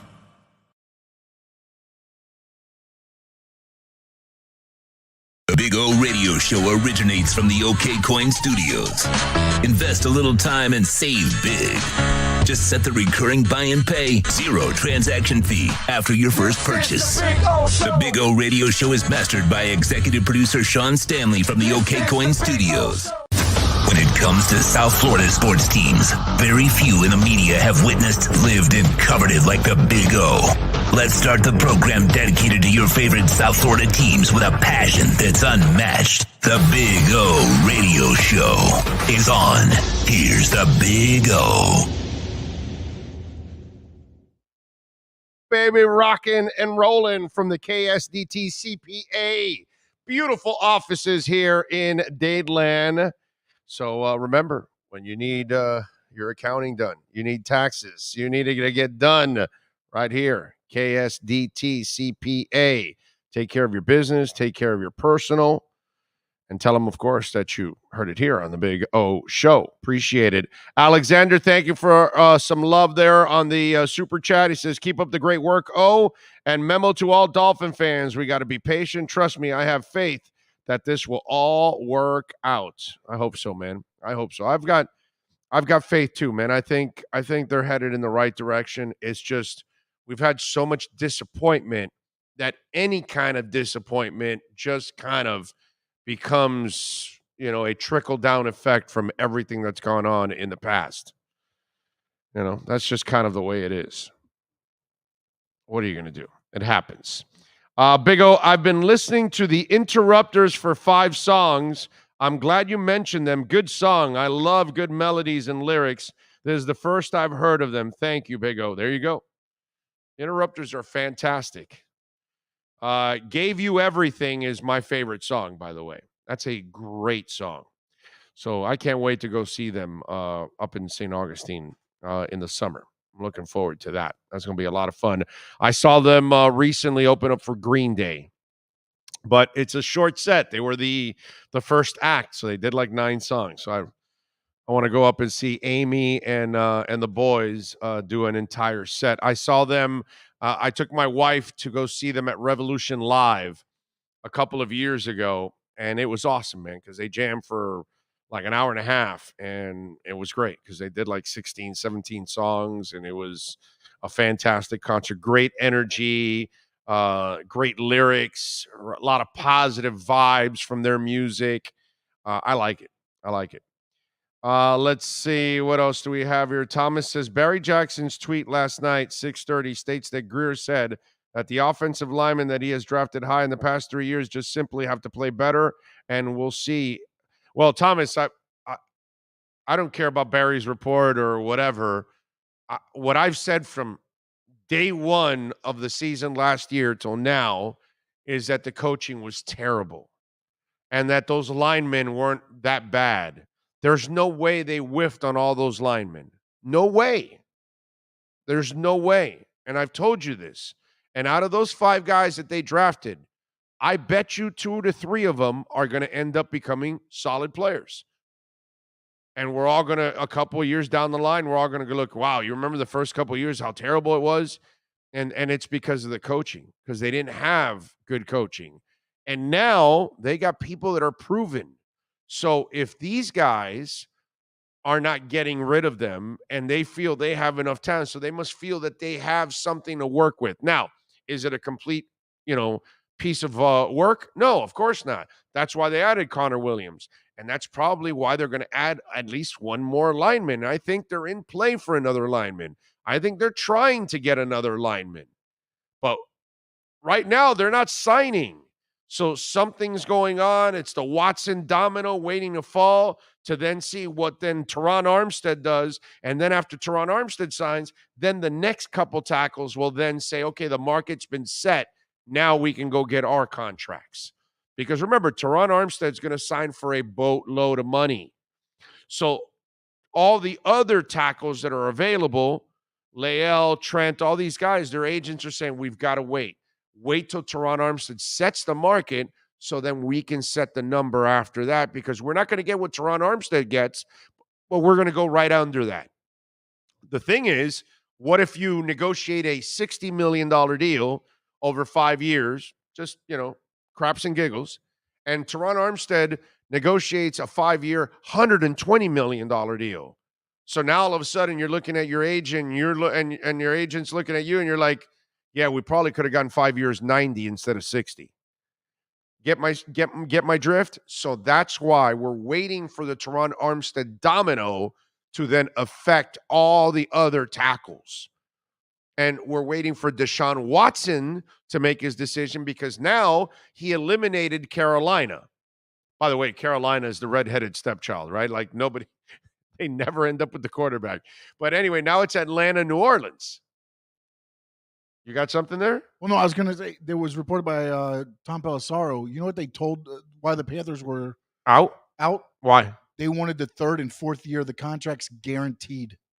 Watson's camp wanted the third and fourth guaranteed. Carolina did not want to do it, and they decided to. I wonder if Atlanta's even doing that. I don't know, but again, you know what I mean? Like if you want me to go to Carolina, well, then, man, you're going to have to guarantee me the third and fourth year. That's exactly what I was thinking. Like, they probably made it very tough because he probably didn't want to go to Carolina once he had the Saints and Falcons. But, hey, if you're going to give me third and fourth year guaranteed, maybe I'll put you in the mix. Yeah, but with your legal issues, God, oh, man.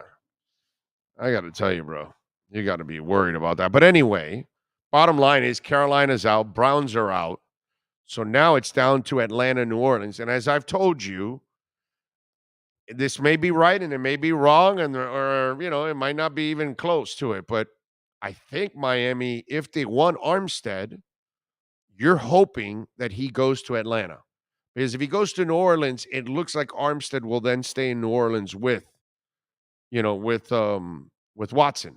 But if Watson goes to Atlanta, Atlanta is not going to sign Teron Armstead. So now Teron Armstead is not going to go back to New Orleans.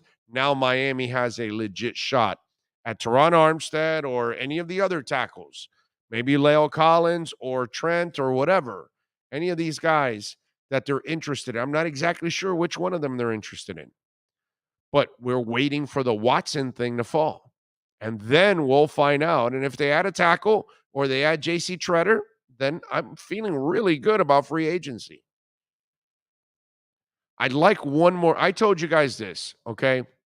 I want 2 veterans to add to that line. I don't need 4 or 5 of them. I'm not like some of you out there that think that all these guys are terrible. I've never felt that from day one. I felt that they were poorly coached and poorly handled, and they weren't taught technique right, and they weren't schemed the right way. And that's the problem. So now we're going to find out if, you got the right people, which supposedly they are, which we've watched Mike McDaniel, obviously. And then Frank has had plenty of success. So you've got guys that are proven here. Now fix the problem. Let's see. I agree. If they don't get Collins or Armstead, I won't be mad because I feel that our coaching staff will coach these kids up. Well, they better. Shane says, I think you're exactly right. Armstead waiting to see where Watson goes. If Watson goes to the Saints, then Armstead will go back with them. Yep. That's why we got to hope that he goes to Atlanta, man. We got to hope big time that Watson goes to Atlanta. Nirvana says, Armstead or bust for me. We say we are going to be aggressive, but then sign a bunch of backups. No, they re-signed most of their guys. They signed a couple of guys that they feel are going to be, good role players for them and good supporting players for them. But the key to winning is hitting in the draft picks too. It's not so much also going out and buy. Again, the Rams thing has spoiled so many people now. That's the problem. Big O, good afternoon. Super V says, some Dolphin fans continue to think big splash signings like Devontae Adams, etc., equals to winning. Chris Greer is being responsible when it comes to contracts to maintain the team. And by the way, the other thing, when you look at those contracts, it also keeps them flexible. So they have picks, they have cap space, and it keeps them, every year where some of these guys are signed to short deals and these things are going to expire and they will have space the following year to use it for something that they can go acquire if they need to. So it's also good to stay liquid. It's good for any business to be as liquid as you possibly can be. Yank This says, I just can't believe we didn't give the Cowgirls a 7th rounder for Leal. Now we have a chance missing him to the Bengals when certainly how do you know they didn't offer a 7th rounder? Now here's the problem, Yank this. You still have to give him a new contract. So it doesn't matter if you give up a 6th or 7th rounder. So what do? Give up a pick, so not give him a contract? So in order to agree to that deal, you first have to agree to a contract with the agent. That's kind of part of the trick here. It's not as simple as giving away a pick. So if you give away a pick, what, you have him play for a year and then you lose him? I get it that if you want to rent him for a 6th or 7th rounder for a year, it's not bad either. But you're going to have a disgruntled player that's playing on the final year of his contract. You're not going to have a guy that's really happy playing for you. Yeah, sounds like an injury. Exactly. So, some of you live in this fantasy land that you don't realize there's a business to this. So part of trading for Leal Collins is you have to give him a new contract. And it's the guy that has dodged drug tests. It's the guy that had a hip injury a couple of years ago and missed an entire season. There's a guy that's got, he's got, knucklehead in him. And how much does he want? Do you know? So it's not just a matter of trading a low-level pick. It's also giving him a contract. And maybe he wants too much. Maybe he wants too many guarantees. Maybe it's too much of a risk to sign him. Not as simple as some of you make it out. Well, just give him a 6 or 7 round. Easy. No problem. There's a lot more to that, man. It's a whole business end to it that you've got to do. And so if Leal Collins is a guy you're going to keep for a year, then you still need a right tackle. So you're not solving your problem. You're just putting a Band-Aid for a year with a disgruntled player with no contract. That doesn't make any sense. So it's not just giving up a 6th or 7th rounder. It's negotiating a new contract and giving up a 6th or 7th rounder or 5th rounder or 4th rounder. I don't know what the hell Dallas wanted. Yes, sir. No, that was what I was going to say. I mean, who's saying Dallas was going to be okay taking a 6th or 7th rounder? Yeah, it's just like some listeners assume, and then they don't understand the entire picture that's going on. It's not as easy as some of you make it out to be. I'm glad Fins did not bite on Watson last year. We'll take the 3 number 1s draft picks and build the rest of the team. Thank you. We could have worked on the contract through the year or immediately, but he had another year in his contract for $10 million, right? You still don't understand this, Yank. Dude, my brother, take the loss. Sometimes you got to take the loss. I just explained to you. Take the loss. You're wrong. You don't acquire a player that you can't give him a new contract. You don't make him play on that $10 million contract. He's not going to be happy. His agent's not going to be happy. You're not going to get the best out of the guy. You're going to put everybody in a difficult position because you're playing a player that has no future with you. So you can't, if for Leal Collins, he's a knucklehead. So you've got to not only agree to a contract, but agree to a contract with some stipulations in it, with some limitations in it, with some thresholds he can't cross. He might not be willing to sign that deal. Notice, nobody traded for Leal Collins. Not the Dolphins. No one traded for Leal Collins. No one gave him a contract. It's not just the Dolphins. Why? Because there's more to it than just giving a pick. And to think that he's just going to play on the final year of the deal, nobody's happy on the final year of a deal. Okay? I was a pretty pissed off camper my last year at QAM. I knew my option was coming up, and I knew I was getting fired. When an employer values the employee, they don't allow them to play on the final year of their contract or work on the final year of their contract. Okay? So if your executive, your partner, your player, whatever it is going into the final year, you're negotiating a new contract before that final year is done. You do not allow your employee to play or work on their final year because you're showing them you're not important. That's life. That's life in the world of contracts. And I don't care what business it is. I don't care if you're in the shipping business. I don't care if we're talking about Royal Caribbean and you're talking about your top engineer and he's coming into his final year of his contract. You don't make him work on that final. You don't make that man or woman worry about the final year. Do I have work next year? And where do I work? No, no, no, no. You don't do that to your good employees. No, no, no, no. You re-sign that employee before that year is up. You make sure they know they're there for long term. That's what good corporations do. That's what good businesses do. But the problem is Leo Collins is a guy that's dodged drug tests.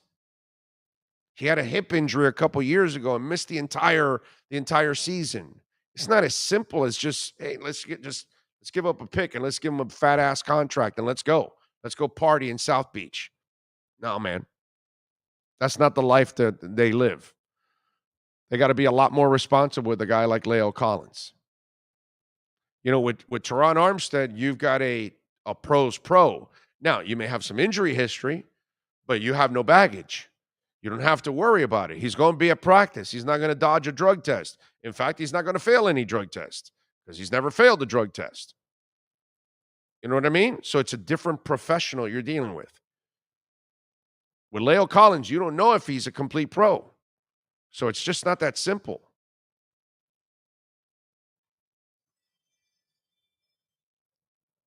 All right, let's see. Thank you for responding, Big O. I appreciate the insight. It's all good, Yank this. It's a lot deeper than just a pick, my brother. JP on Sports says, Liam blocked some beast in college, gave up 0 sacks. That's why when I look at Liam Eichenberg here, like Notre Dame has several linemen that go on to go to the NFL and play well, right? So all of a sudden, all the linemen that are coming here are playing like crap. That tells me that there's something going on with the coaching. I don't believe Liam Eichenberg is that bad. I believe he's going to be a much better player when real coaching takes over, when real scheming takes over. Once again, I'll mention it for the 400th time. Brian Baldinger has a video it's a video that's titled the Genius Mike McDaniel or something like that. He did this video 2 years ago. Okay, so it's not a Johnny-come-lately thing. He did it 2 years ago. It's an 8-minute video. I want you to watch that video, and I want you to see how Mike McDaniel designs run-blocking schemes. And watch him, how he schemes defenders without blocking them. He schemes them right out of the play. He makes the job of the offensive lineman easier because that's what coaching does. Coaching makes life easier for the quarterback, the receiver, the tight end, the running back, the offensive line. Because the intelligent coaching is anticipating what the defense is going to do because it knows habitually what this player likes to do in this scenario, in that scenario, in this down, in this case. So they make sure they coach up each player and each play to do it the right way. And when they do, it's a beautiful thing. That's why they tell you all the time it's a team game. It's a cliche, but man, it is so real. You got to have everybody on the same page because if everybody doesn't pick up the right block and doesn't go to the right hole and doesn't hand off at the right time and does everything in the cadence that you're supposed to, the play fails. You wait half a second, there's hesitation. You hold on to the ball and there's an extra pat, play's done. You hesitate to make one cut, play's done. Window closed. coaching is incredibly important. Play design is incredibly important. And that's what failed the Miami Dolphins offense last year. More than anything else. That's why I'm not panicking to the point where, oh my God, we're not signing 4 guys at $150 million deals because we need 4 saviors. No, you need a coaching staff and you need some solid players and some professionals to join the team. That's it. Get a couple playmakers on offense and defense, but you don't need to go crazy. We'll see. Time will answer all, but let's judge it by the time the draft is done. Then we'll have a really good feel for where this team is. Because by the end of the 6-week run where free agency starts and the draft ends, you have had every opportunity to make the trades that you needed to make, acquisitions that you needed to make, draft picks that you had to make. So there you go. Do it. Actually, there's a 16-minute video as well, Big O. Well, I saw the 8-minute one, and that's all I needed to see. Because there's like 40 plays in that 8 minutes. And Baldinger explains how, this dude is just scheming people right out of plays. Well, he schemes people out where you can just push the guy after his momentum took him somewhere. You can block for him. Okay?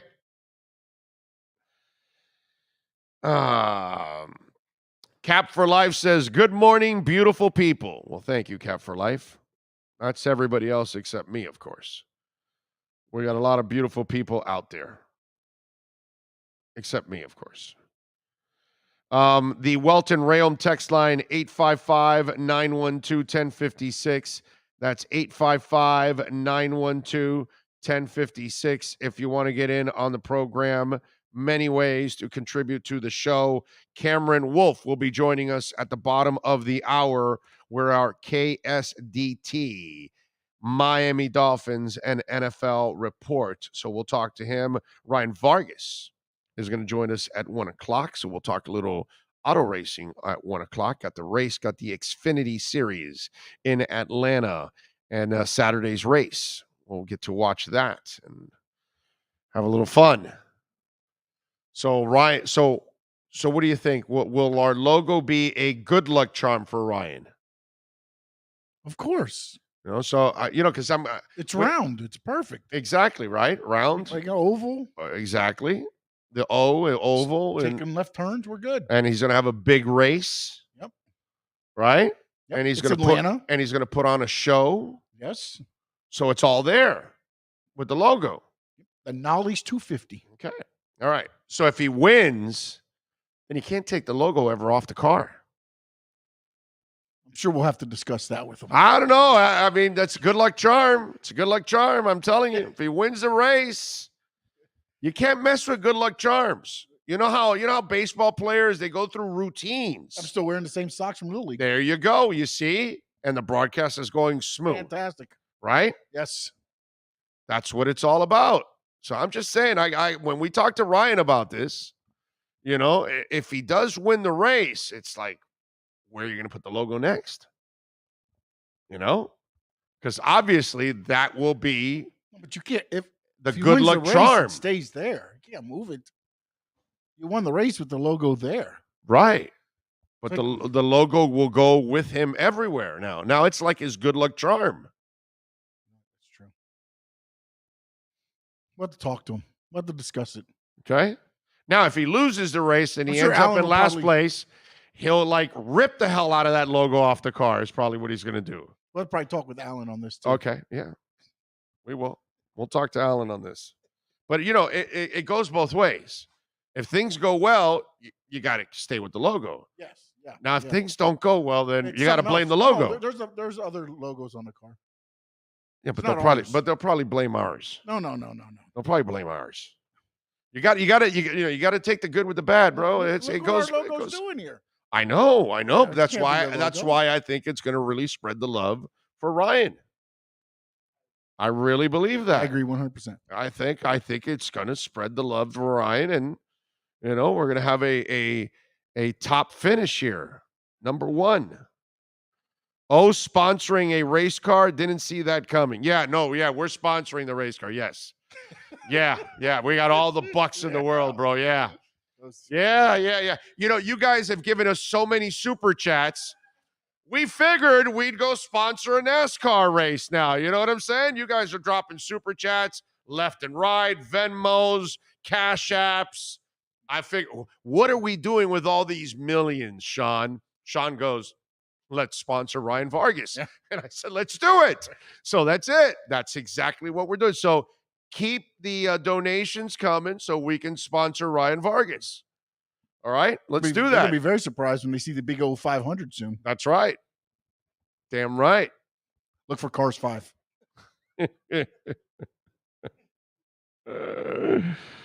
Oh, I love it. That's going to be a lot of fun. Somebody loves the orange wind socks. Yes. Our man, Mr. Fernandez, Michael Fernandez. This is the greatest drink saying. At first, I thought it was. I remembered his name too, which is Michael. It's amazing. We have to remember Michael because he came back up to deliver the third he came one. Back. Yeah. For those of you that don't know, Michael Fernandez, one of our very loyal listeners, obviously, came yesterday to Hialeah Park because he wanted Canes colors on the mics. So he brought us 2 windscreens. So I'm screwing around. Seriously, I was just screwing around. And I go, Michael screwed up. He should have brought a third one so I can put one in the studio. Half hour later, Michael comes back. Where is it? I know I have it here. I didn't take it out yet. I didn't lose it, Michael. I know it's here somewhere. Well, anyways, he did bring it. Oh, well, yeah. Oh, Sean took off his, but anyway, no, seriously, I have it in there. It's somewhere in there. Oh, you know what? It's in this pocket. Oh, there you go. Look at that. I tell no lies. It does. So exist. Michael was kind enough and brought the third one. So now this one will be in the studio on Monday. We'll put this one on the mic in the studio.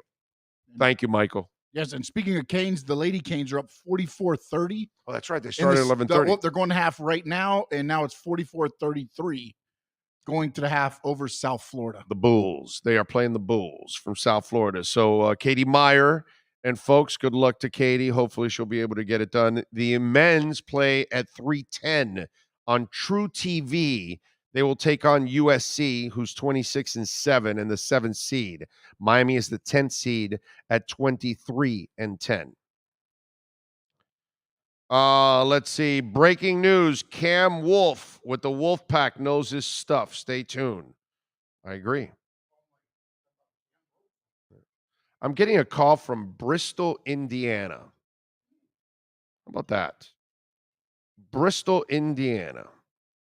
But it doesn't say, normally it says, what's that called? A scam likely, whatever. Either now you get scam likely or verified. Right. This one doesn't say scam likely. So it might actually be a legitimate call, but they can leave a voicemail as always. I always love when I get the calls from like Saudi Arabia. And it starts going through my mind, like, who the hell do I know in Saudi Arabia? And it says scam likely. I'm like, really? Shit. It's like, of course it's a scam. What about the emails that you get? You get those emails? Once in a blue moon. Yeah. Not as many.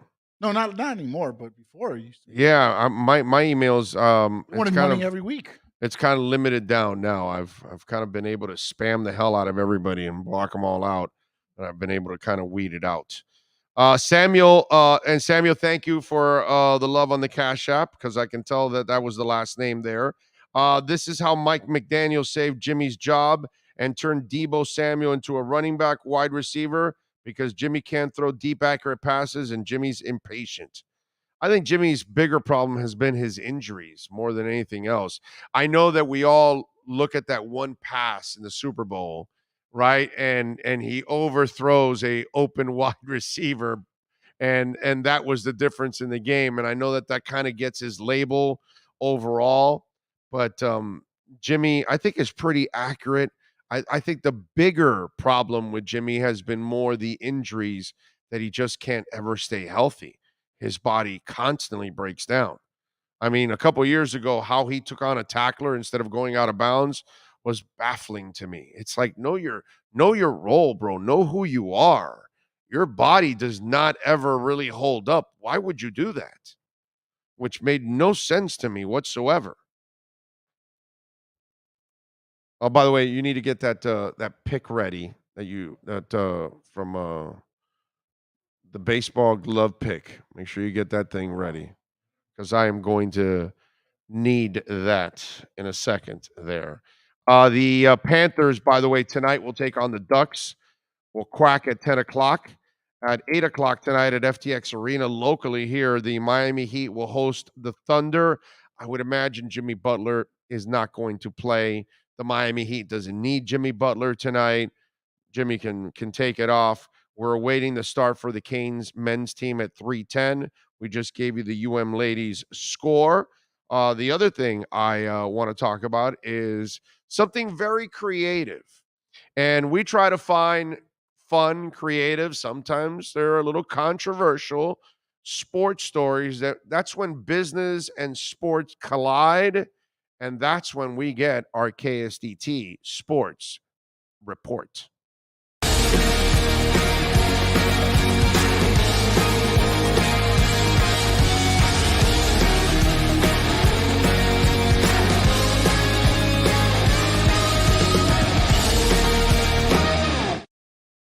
All right. I love it.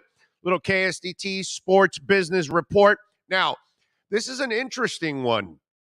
And, baseball has been a sport that doesn't allow a lot of fun.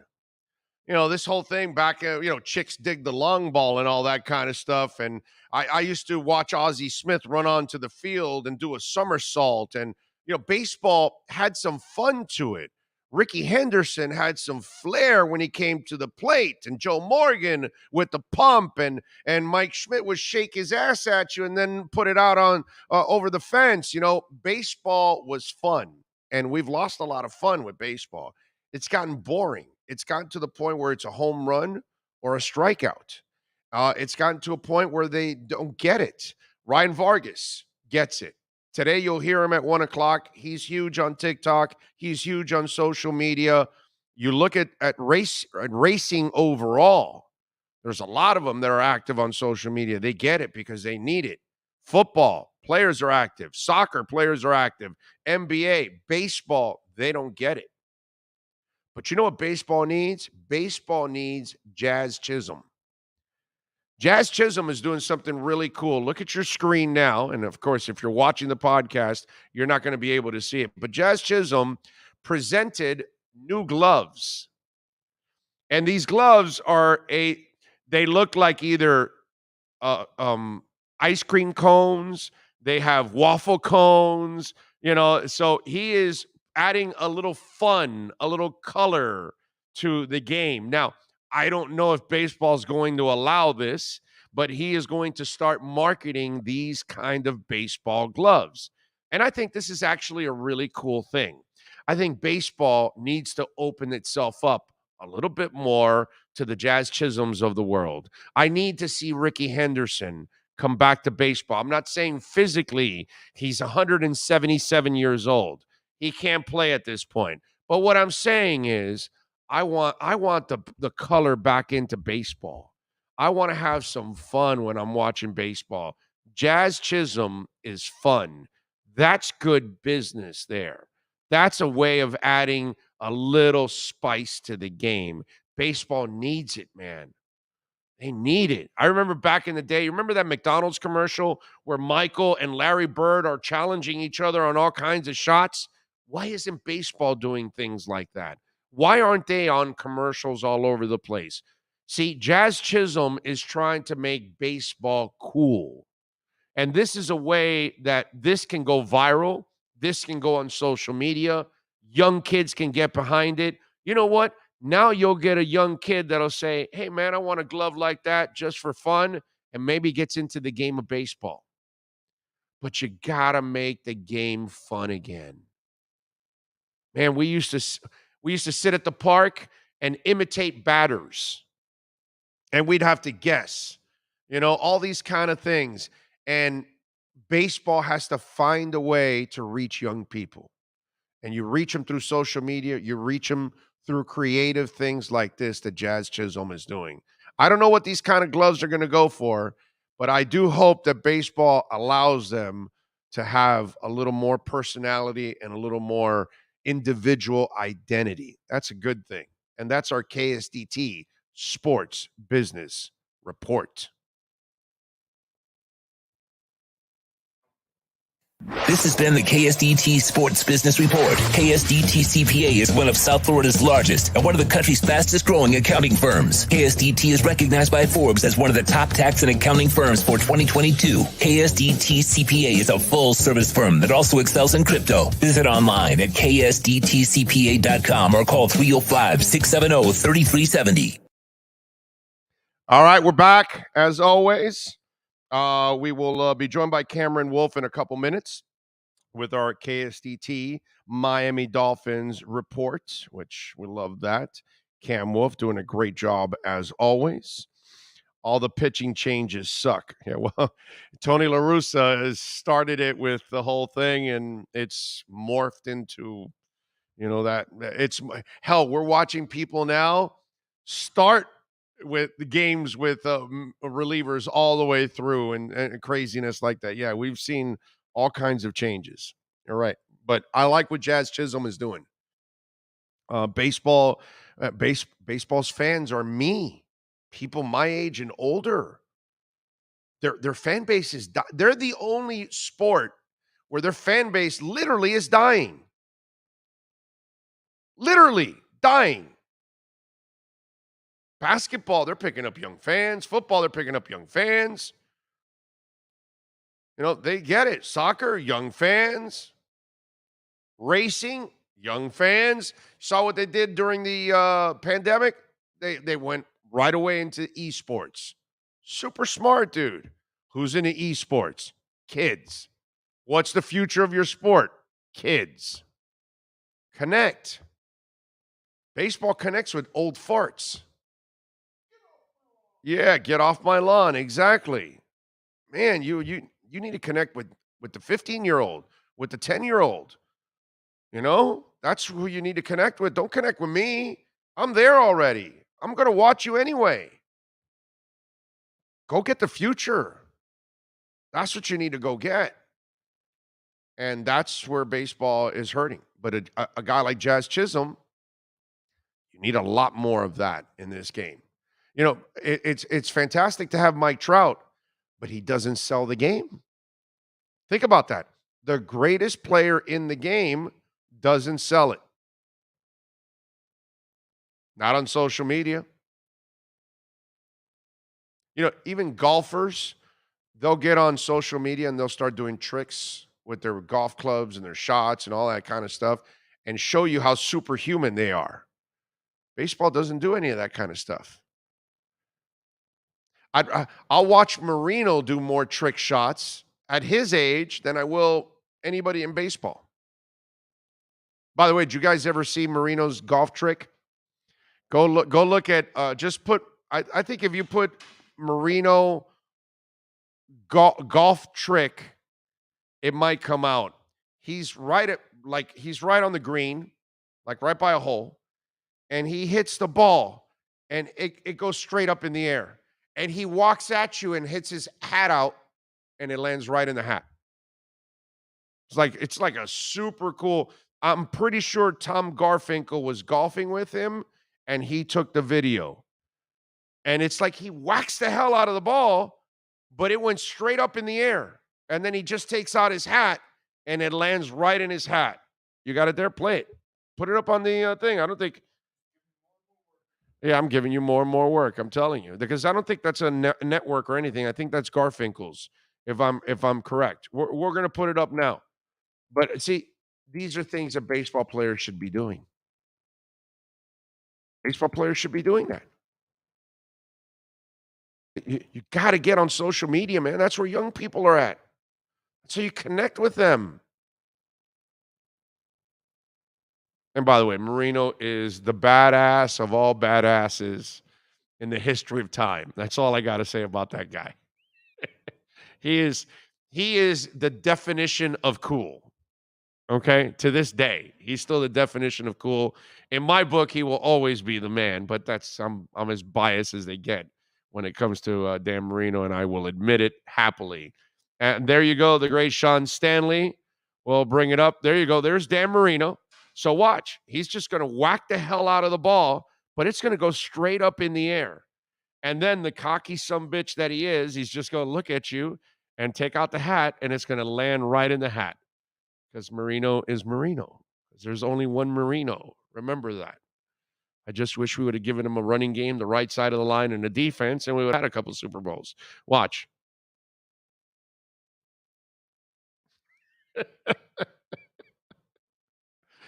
Oh, man. I could never do that. In 100 years, I could never do that trick. Could you ever do that trick? Ever? No. Only Marino. Only Marino. By the way, thank you to the gentleman that found the video that I told you guys about the throw that Marino would do over his back, over his shoulder. Somebody found it in the Meadowlands, and I swear to you, it was like a 30-yard, 40-yard pass into the end zone, and he put it in somebody's hands. I mean, it was just like one of those trick throws that he do. Marino is just the skill set that man has. There's only one, bro. There's only one. There's only one. There always will only be one. Dan freaking Marino. Okay? All right. Let's get to talking about Dan Marino's team. That's the Miami Dolphins. And we do it every week, twice a week, with our KSDT, Miami Dolphins and NFL report with the one and only Cam Wolf. Unleash the Wolf Pack. We unleash the Wolf Pack as we get the latest in the NFL and the Miami Dolphins with our KSDT CPA Pro Football Report with NFL Network insider Cameron Wolf. KSDT is one of South Florida's largest and one of the country's fastest growing accounting firms. KSDT CPA is a full-service firm that also excels in crypto. Visit them at ksdtcpa.com or call 305-670-3370. Here's NFL insider Cameron Wolf. Yes, the Wolf Pack has been unleashed, and we are at the KSDT CPA offices here in Daneland. The question is, Cam Wolf, why aren't you here with us at the KSDT CPA offices since you are sponsored by KSDT? I didn't get an invite. All I needed was an invite. I didn't get an invite. Right. Nobody told me the party was going on up there. Next month we'll get you the invite and you can come on over. And don't worry about, because, I know you Broward people, you think you need a passport to come down here. You don't, okay? Just get off on the Palmetto on Kendall Drive. You'll be fine, Cam. Hey, man, Big O, with the way gas prices are, the only time I'm going down to Miami is if I'm staying there. Oh, well, hey, listen, we're in their kitchen, which is about 3,000 square feet. Right. You can stay here, bro. There's plenty of space here, okay? Seriously, like a 3,000 square foot kitchen they have here because they have like 150 employees. I mean, it's just, wow. Yeah, it's an amazing company. Anybody would want to work for these guys. They just a great atmosphere, great vibe here at KSDT. All right, so are you feeling the vibe? Because I'm getting some negative vibes over Dolphin fans out there, and we're only 5 days into this thing. So how do you look at it? Are people overreacting? Are they impatient? How would you view what they're doing so far? Yeah, I think everybody was waiting for the big fish, right? So I think that's probably why there's a sense of disappointment because the Dolphins have been active. As we said in the process, they were going to be active. They were going to be spending money. They've been active. They've spent money. They've certainly done all of that, but they haven't landed maybe that big fish, particularly on that offensive tackle spot. So I think that's probably why there's a little bit of antsiness, some anxiety from Dolphins fans of like, we really can't run back the same offensive line with Connor Williams as the only addition, can we? So I think that's probably the feel there. I do think they made their team better. They helped the running attack quite a bit, getting a couple running backs. I think Connor Williams obviously going to be a starter wherever they slot him in, guard or tackle. I think guard makes more sense, but they haven't ruled out tackle. And then you got to look at some of the elements they've done as far as bringing Cedric Wilson in, Teddy Bridgewater, who I know you love, and they ran it back on a few of the defensive guys. So I think there's been a lot of mid-tier moves, kind of building a roster move, but not necessarily any splashes. But if you remember, last year, even the year before, they've swung and missed on a lot of big splashes. Eric Flowers was a big splash. Will Fuller was a big splash. Byron Jones, who is still on the roster, but people would have questions a good job, about, dude. He doesn't get burned for a bunch of touchdowns or anything. He's done a good job, you, bro. You think his salary is worth what they're paying him? It's free agency. It is. You're screwed. It doesn't matter. Whoever you get it, the Ogbas of the world, bro. That's few and far between that you end up getting a steal and bargain. And so now you're paying his salary the way he's supposed to be. So to me, that's why you don't really want to live off of free agency. The problem is the Rams have now influenced everybody and then fans too. And they think that that's the panacea to all of this. And I'm sorry, I don't believe that. I think they're more the aberration than actually the norm in the NFL. But that's the drug right now. That's what everybody's getting drunk on right now. So that's what's going on. Now, let me ask you something. I believe they're in the running for the big fish. Mm-hmm. And I think they've kind of set the table, and it's either Treader or one of these tackles. But I think that's what they're trying to do. I think that's the icing on the cake here in the free agency part. So whether it's Armstead, whether it's Trent or Leal or JC Treader, I think they're going to try to land one of those guys. What are you hearing? Yeah, I mentioned it on TV, but I don't think they're done. From what I'm told, that they are still going to want to add at least one other starter. The whole element of it being a big fish or not, I think it's going to be depending on what decisions some guys make. So I think Dolphins fans have to be a little bit realistic with themselves and knowing that a lot of the teams they're competing with may be further along in the contending stage than they are. So you're competing with players who, simply put, may think that the team that they're looking at may be better positioned to win than the Dolphins. So if you're looking at a Teron Armstead, for example, the Dolphins have interest in him. And so the problem is his priority, people have been learning, is he would love to go back to New Orleans, especially if they get Deshaun Watson and team up with that. So he's waiting out to see if that happens. So in a sense, even if the Dolphins are offering him some great offer, he's essentially telling you that would be my second or my backup choice. Right. So we're hoping out. Watson goes to Atlanta, right? So then they have a shot for Armstead, correct? Right. So I don't think he wouldn't follow Deshaun to Atlanta. So New Orleans would be the only spot for Armstead. They would try to make it work if they did sign him. I guess they could try to make it work even if they don't sign him, but then that becomes a little bit more complex. So he's waiting for that move, and New Orleans would be the only spot there. So that's the situation with Teron Armstead, but it's a guy who was drafted by that team, who wants to play there. So you say, oh, well, Chris Greer's not being aggressive enough. Well, I don't know if there's anything more they could have done to not have Teron Armstead not want to go back to where he's from. And then the La'el Collins situation, that's the situation where aggression is going to be interesting because the Dolphins are interested in him.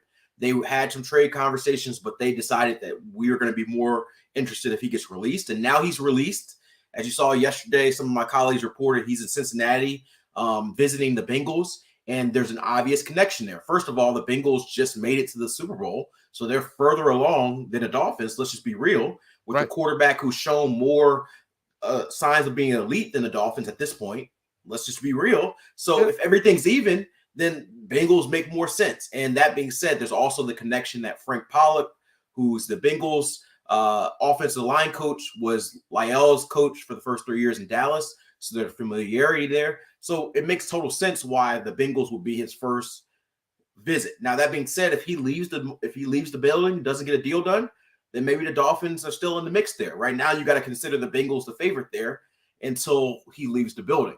So there's definitely interest there. It's just harder because you're coming from a position where you're trying to convince people. You're not the Jags, but you're also not the Rams or the Bengals. So you're trying to convince people why they should believe if they truly want to win a Super Bowl, you're the spot to go to. So, well, I mean, I know they made the Super Bowl, but it's still Mike Brown. it's still the Bengals. Mm-hmm. They're still Mike Brown. And so they are dumb. They do dumb things. La'el Collins has knucklehead in him in a big time way. So they might be willing to do or go into places that Miami isn't willing to do also. So that's also the way I've got to look at it too, that with La'el Collins, it's not like Trent or with Teron Armstead. Those guys are pros overall. Trent has the injury thing, and so does Teron Armstead, but they're not character-wise, you're not really questioning them. Whereas with La'el, there are some doubts. And so maybe you're not willing to go to certain areas that Cincinnati's willing to go to. So I've got to look at it that way too, because Greer's been kind of shrewd in the way he deals. Mm-hmm. He doesn't really hand a lot of money out. Jones got the money, but Byron Jones is a quality human being, like a super pro. So you knew that even if you paid him a little extra, you weren't getting any knucklehead there. So you weren't ever going to get the 2 a.m. call. Hey, coach, I got arrested. So, that kind of stuff. I just kind of think that maybe Cincinnati is also willing to go to a place that I don't think Miami is willing to go on the financing side. I think you're looking at them trying to build a year in the first year of their head coach, and they're trying not to give out a lot of bad contracts. If you remember before the Brian Flores era, when Mike Tannenbaum was here, they got in a lot of salary cap trouble because they were giving out bad contracts to veterans who were over the hill, and they were trying to attach that big name. A lot of times we get so obsessed with the big name, and it's easy. It's like, oh, this is the biggest name on the market. So if they don't get that name, it was a failure in free agency. So do you want to be the Jags, who the Jags every year spend $150 million in guaranteed money, and they're still the worst team in football? Dolphins do that all the time too, brother. Exactly. So it's I think there's winning March. It doesn't have a lot of value in my view. It has a lot of value in everybody's going to praise you for a while. So if the Dolphins went out there and signed the two biggest offensive linemen on the market, then they would have got a lot of praise. But what if those guys don't work out? Then a year from now, they're going to say, why would you sign those guys? So I think that you're seeing them be active and aggressive on certain types of free agents. They haven't been swinging at the biggest fix in the market. The old saying for free agency is you're paying A money for B players, B money for C players. Like you're always going to gauge up. So I think that's what you're seeing them. I think they still do add another offensive lineman, though. It may not end up being La'el or Teron. It may be somebody who's smaller name and people will still complain, but they're going to add, in my view, 2 new starters in free agency, Connor Williams and at least one other player. And so we just don't know who that other player is at this point. By the way, KSDT wants to remind us, and you, Cameron, says, Cameron, consider yourself officially invited. This is what they put on the chat board. And it says, P.S. We have a Weston office. So if you want to stay in Broward. How about that? Yeah, absolutely. How about that? How far are you from Weston? Probably like 20, 30 minutes, 20, 25 minutes, Okay, so you're east? Is that what it is? So I'm in West Hollywood. Okay. So I'm over by the Hard Rock Casino. Okay. All right. Yeah, you're not that far. Okay. Yeah, it's not bad. Trust me. I take trips to Miami on a semi regular basis. My dentist is still out there. My mechanic is still out there. I used to live there for 4 years, so I still end up going out there. I go to Wynwood from time to time as well. So I still make my trip. You lived in Miami for 4 years? Yeah, I lived down in Edgewater, right off of 19th and Biscayne. So that was when I first moved down here to cover the Dolphins for ESPN. Me and the wifey lived here in a condo, and so when we had the baby and she started being able to walk, we needed more space. So we did what most people out here do: move north and try to get more space. Yeah. I don't blame you. That's just that's the way it goes. I'm with you there. The Devontae Adams, I'm interested. I don't think it's a great contract. I think it's a terrible contract. He's 29 years old. Yeah, you might get a good year now, but I don't know the back end of that contract. Maybe even in a year or two. I don't know 30-something-year-old receivers that are tearing up the league. How many of those exist, by the way? I mean, not a lot, but there's also not a lot of Devontae Adams, right? So, but I'm talking about something that never happens. I mean, Jerry Rice was like the last guy I saw going into his 30s. Hell, he almost got to his 40s. True, How but many? you saw T.O. play into his 30s and play well. You saw Chad Johnson play into his 30s and play well. I You don't know. saw I don't know about play well for you saw Chad Randy Johnson. Moss play into his 30s. So they're the different receivers, the ones who are No, truly notice different. how you talked about like 3 freaks. Right, but Devontae Adams to me is a freak. Devontae Adams is a Hall of Famer. You talk about Hall of Famers differently. Yeah. He is a Hall of Famer. I don't know if I So put him. I don't know if I put him in that Jerry Rice, Randy Moss. right, I mean What was the other one? hasn't- What was the other one you mentioned? You mentioned one more nasty dude. I made a Randy Moss, T.O., Chad Johnson. T.O. While I don't like T.O.'s personality or anything, the athletic freak that T.O. was, there's no denying. Like he can still probably run a 4.4 right now. Yeah. Okay? That's how freakish that guy But is. the thing about Devontae Adams' skill set that I think translates well is he's not a speed-based skill set. So speed guys translate poorly into their 30s because they get slower. Like all of us, we move slower as we get older. But Devontae Adams' skill set is that he's so smooth. He's great with the ball in the air. He's got great positioning. He's got great route running. He's got great ability to attack the football. All those things are going to translate well. And for his contract, you're paying him essentially for 3 years. He's what, 29? I feel comfortable paying a guy like that to 32. That's not a problem to me. If I'm paying him guaranteed money till he's 35, that's a different conversation. But 32, if I'm paying you 3 years, $25 million a year, $27 million a year for 3 years, and you're the best receiver in football, I'm confident with that. I think if you get that third year, you're right. I don't know, man. I think they'll be lucky to get the second year. I really do. Man, once you hit 30, receivers just tend to just go downhill after that. Normally. I hear you. Yes, you're right. You're right. Normally, but I think Devontae Adams will be different. And so they're betting on him being different. I think they're right. You think they're wrong. We're going to see. But for me, I look at the Raiders. You see all these AFC West teams making these moves. You can't just sit back there and say, we just going to take our whooping. They're going to let us kick our butt every year. We got to make our moves. So they went and got Chandler Jones. They're all going to just kick each other's ass. Right. And it's just nobody's going to dominate the division. So right.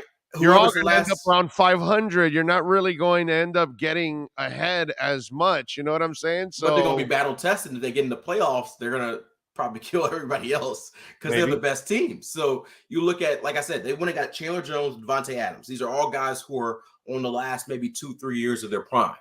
And Chandler Jones might even be further along, but they're clearly saying we're trying to win now. They're going to extend Derek Carr. People had questions. Are they going to trade him? No, this is a new regime with a new head coach and a new GM. And essentially, instead of rebuilding, instead of, starting this thing from scratch, they're saying, hey, we're going all in. We're going all in now. And, I see that y'all got Patrick Mahomes and Justin Herbert and all these guys, and you're trying to be able to own this division, but we're not going out without some smoke.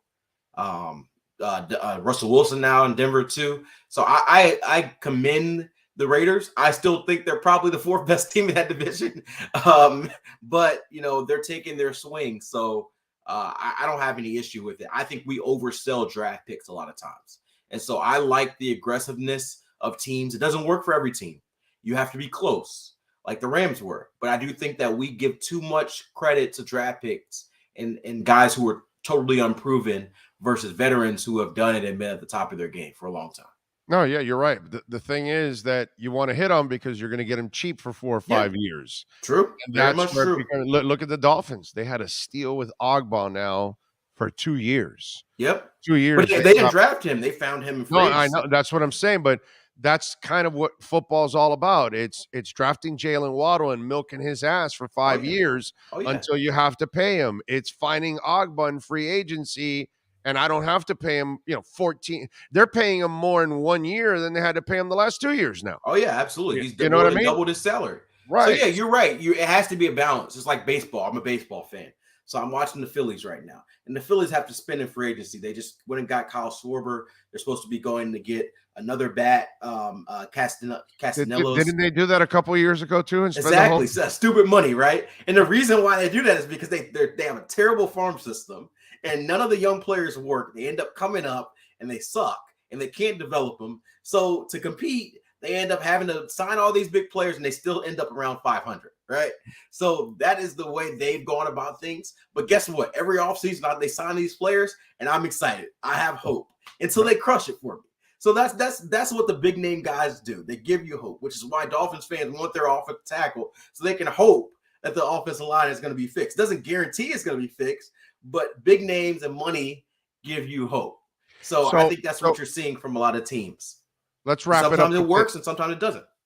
Let's wrap it up with this. So from what I sense, you think the Dolphins have a better chance of getting one of these tackles that are left than the center that's left? I think they value the tackle spot more than the center spot at this point. Okay. I think they do want to give Michael Dieter a chance to compete there. I could see them drafting another player there as well. I thought early on if some of the bigger names who were out there were going to be available, Ryan Jensen, some of those guys, then they may have been in the market for that. But I think they will spend more valuation on the tackle spot and think they can get by with an athletic center, whether it be Michael Dieter or a rookie. So, yes, I do think it may not be Lyle Collins or Teron Armstead, guys, just being real with you, but I do think they find another guy to compete for them at tackle and probably start for them. There he is, Cameron Wolf, as always. Catch him twice a week here with our KSDT CPA, Miami Dolphins and NFL report. Cam, appreciate you as always, my friend. Thank you. Have a fantastic weekend. Appreciate you. Go Cougs. They're playing tonight. You guys root for the Cougs. Do not root for the upset. You got to root for the Canes is what you got to root for. I'll take a Canes win, too. I picked them to get a win in the bracket. Just one win, though. I only gave them one win, but I gave them the win over USC. I did the same thing. I didn't think they get that's it. USC, and I don't even know if they win this one. To be honest, they might not. They got a big. USC's got a big center there. That's a beast. Yeah. UM better shoot lights out because they're not getting any rebounds. Yeah, that's for damn sure. And they're going to give up a lot of second chances, which is going to be tough. But I got them winning this one game. I don't have them winning the second game, unfortunately. But it is what it is. Let's hope let's hope I'm wrong and they can advance all the way to the Sweet 16. That would be absolutely amazing. Cam, have a fantastic weekend, my friend. Thank you. Absolutely, you too, man. You got it. There you go, Cameron Wolf and our KSDT, Miami Dolphins and NFL report. This has been the KSDT CPA Pro Football Report with NFL insider Cameron Wolf. KSDT is recognized by Forbes as one of the top tax accounting firms for 2022. KSDT CPA is a full-service firm that also excels in crypto. Visit them at ksdtcpa.com or call 305-670-3370. All righty. Yes, Sean, what do you got to say? I found a fun baseball story from 2012. Buck Showalter told a story today. And? So in Ryan Flaherty, do you remember him? He made the team as a Rule 5 pick in 2012. I remember him, yes. The reason he made the team, Buck Showalter said today, was because he brought 2 monkeys to a camp talent show that spring. The monkeys ended up throwing batting practice, and the Orioles were later fined by the health department. But that is the reason Ryan Flaherty made the Orioles. That's when baseball was fun. There you go. And Peter will get pissed off at anything, huh? Holy crap. Everybody else was at danger there. You're going to give monkeys baseballs? I mean, seriously, who's at danger there? Not the monkeys, the rest of us, right? I mean, do you really want to be around anywhere? I mean, you remember the chimps that Clint Eastwood used to have? These guys would knock you out, bro. Yeah. Clyde, right? Yeah, Clyde. I think it was Clyde. Nice job, Clyde. That's nice. Yeah. That's it. Every which way but loose. Now, remember, it's coming back. There you go. It's coming back. It's a beautiful thing as we age ourselves. Oh. Nobody else. With those kind of references. There's a few in the chat that know. There's like a 25-year-old going, what the hell are they talking about? Clint Eastwood was in The Mule, right? That's Clint Eastwood? That guy's old. The director? Guy's old. God. Alan, why don't you come over here a second and join us on the show a second? Let's bother Alan Kinkle here from KSDT a little bit here. We tell you about KSDT. No, you don't want to? No, he doesn't want to be. I figured I could bother you here a little bit, tell him about KSDT, how great the best CPAs in the world right here. Personal business. He's shy. And here's the amazing part about Alan.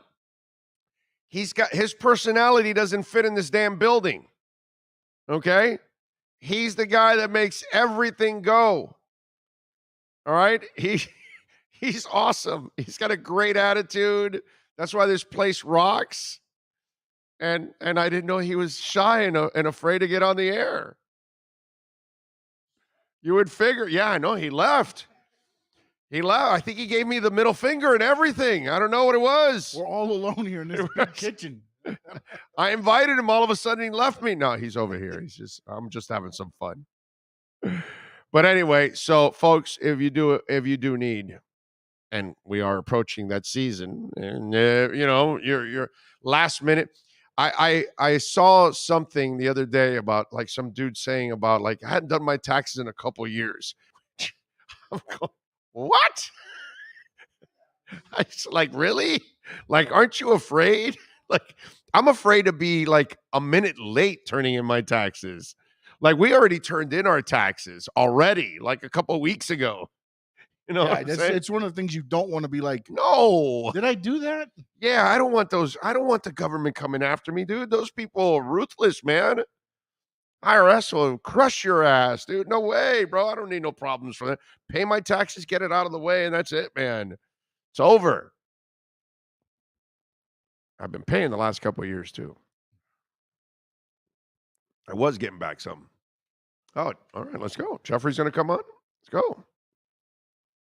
Let's get it done. Over here. There we are. There we are. Jeffrey. There we go. Is his mic on? Jeff, how you doing? Good. How are you? Can't complain, my brother. See, so I had to get somebody that was brave enough to step up to the mic. I don't know what happened with Alan. He got. Now, this man has more personality that it doesn't even fit in this building. It's true. It's true. Alan's an incredible asset to our firm. I mean, he makes this place like electric all the time. He makes it run. He puts things together for us. I now know his kryptonite. Yeah, there you go. He's afraid. I now know his kryptonite. Exactly. I could just have Sean follow me with a camera. Hey, Alan, and he'll just haul ass from me and leave. There you go. Now you know how to get rid of him for a little bit. Exactly. Hey, there's a camera here, Alan. Oh, he's out of here. And he's a big talker too. So now we know how to get him to be quiet now. That's why I thought he'd be perfect. I thought he might be a co-host for me here, eventually. When we met with you for the first time, Alan did all the talking. He didn't give me a chance. Yeah, no, I mean, Alan's fantastic. And that's what. And the vibe you could tell that he helps create here, absolutely. which by the way, where did that originate from? Because that's one thing. I know we talk about the accounting and all that other stuff, but one of the things that I've gotten from KSDT is the vibe from the employees and everybody, and how it's like a family for you guys. It definitely is. I mean, when we created KSDT, myself, George Dilatori, one of my partners, my brother Robert Tarabolis, we came from the big firms.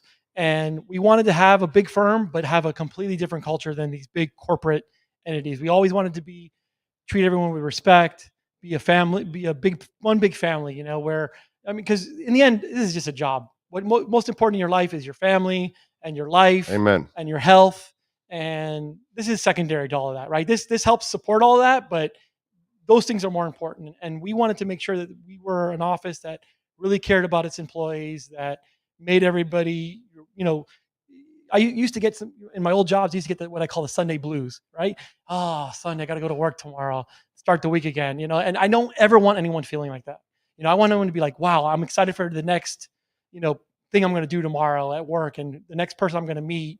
And I think that's what we're trying to build here.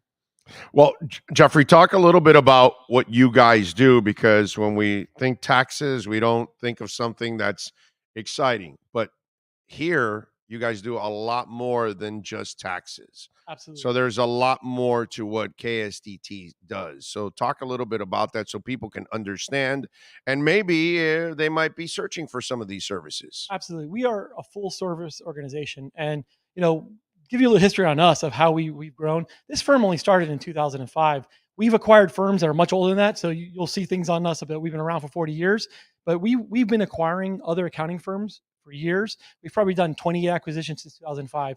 In 2005, we were just 3 guys. And today we're 150 people, 16 partners. And people always ask me, well, what's your niche? We don't really have a niche, because since we've done so many acquisitions, we really can do anything for anyone. Anything that anyone needs in their financial life, we can help them out with it. we do tax, we do your basic, accounting things, tax, accounting, reviews, audits, advisory services, but so much more than that. We have a property management business. We have a wealth management business. We have Like if you're getting into business, you're going to buy a property. You guys help assess that. Walk them through all those kind of things because people don't realize how many different things. exactly. KSDT We'll take them does. through. Okay, what the cap rate is. If it's a good investment, bad investment. What are your likelihood of getting your money out of that investment over a certain period of time. We have experts in so many different areas. You keep referencing the crypto area. That's just one small area of what we do here at the firm. There's a new thing out now, what they call the employee retention credit. We're specializing in the employee retention credit and helping, all these companies that were shut down, they can get these employee retention credits. And we're doing a lot of that now to help our clients get money from the government to cover for the time that they were down. When PPP hit, the PPP loans, that were out there from the government. We were helping that. We're helping clients now with what they call the EIDL loans. So it's whatever the client needs. We are here for them in whatever their financial needs are. We can help them out with. So our firm is very, very diverse. We have valuations. We do valuations of businesses. We have an estate and gift department that focuses on estate and gift tax. We have an incredible advisory group. One of the areas they specialize more in is healthcare advisory. So any doctor, we can help them improve their medical practice and make it more efficient. Adding software. We go and do software implementations. It's people think of an accounting firm and they think of just tax and accounting only. They don't realize all the things that we can do as a firm. Great stuff. And if they want to get in contact with KSDT CPAs, what do they need to do? They can call us at 305-670-3370 or look on our website and reach out to us through our website. There's contact forms and stuff, and we respond right away to that stuff. And that's one of the things that's different about our firm as well. We make sure we provide incredible service to our clients. You'll never have to wait 2 or 3 days for a response. When you need us, we're available. We all have our cell phones on our business cards. I tell a client, if 3 a.m. something's bothering you about accounting related or finance related and you want to talk about it, call me. Because if it's bothering you at 3 a.m, I'm going to make you feel better at 3 a.m. Call me and I'll wake up and I'll talk to you. I'm usually up that time, but either way. So if you're that good, can you walk the Miami Dolphin fans off the ledge? I'll be honest with you. I've agreed with everything you said regarding the Miami Dolphins.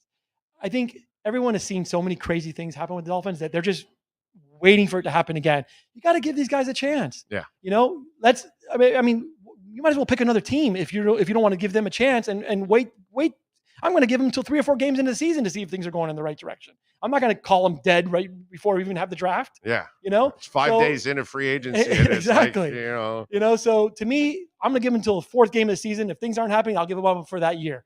But you might as well pick another team for next year if you're not ready to give them a chance and wait. Yeah. So I agree with everything you've been talking about. It reminds me a lot of crypto when people are like, hey, do you understand what's going on? You got to invest and wait. You don't build a brand new financial system overnight. You know what I'm saying? It's going to take a little while. And then the whole world has to then get on it. And that's going to also, that transition is going to take a while. So you've got to be patient in crypto. Everybody should get in little by little, buy the dips and just hold on and wait. There you go. I'm a long-term investor for everything, for the stock market, for crypto, for everything. Real estate. Yeah. Anybody who wants to get in and get out of stuff, you're going to end up losing one way or the other. Right. You got to get in little by little, buy all the dips, and eventually long-term, you're going to be in good shape. And only the rich people are the ones that can play that game. That shorts, that game where you want to get in and get out. Yeah. You can't do that. Where they don't care about losing. No. All right, Jeffrey, Exactly. we got some guy named Ryan Vargas. He's waiting for us.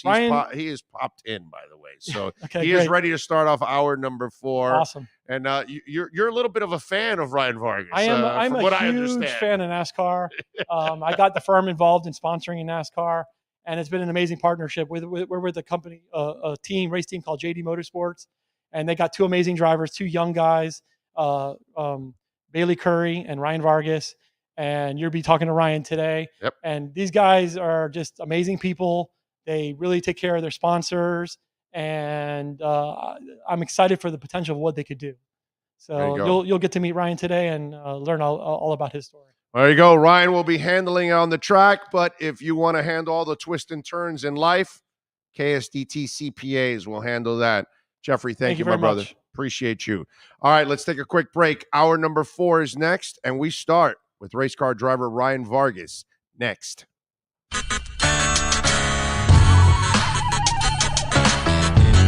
There's no need to drive around South Florida wasting valuable time looking for a new or certified pre-owned Acura. Go to the #1 volume sales dealership in the Southeast United States. Craig Zinn's Acura of Pembroke Pines. Purchase with pace and space in a dealership tailored to your needs. From home buying to providing that personal touch. Contact the 2020 Satisfaction Award winner Craig Zinn's Acura of Pembroke Pines. 888-776-5123. That's 888-776-5123. Or visit them at 15601 Pines Boulevard in Pembroke Pines.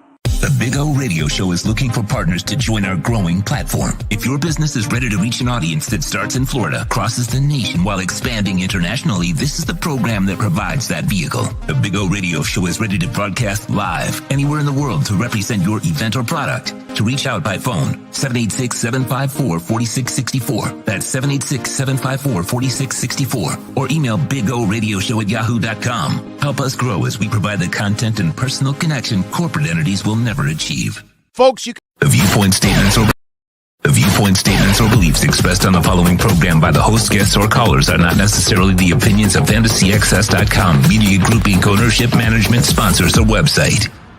The Big O Radio Show originates from the OK Coin Studios. Invest a little time and save big.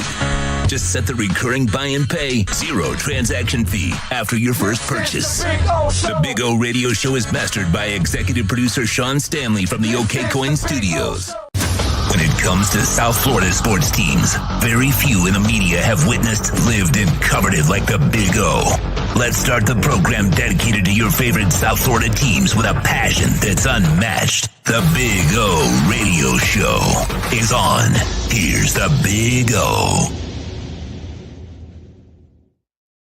We're number 4, and we're going to start it off in a first-class fashion with Ryan Vargas, baby.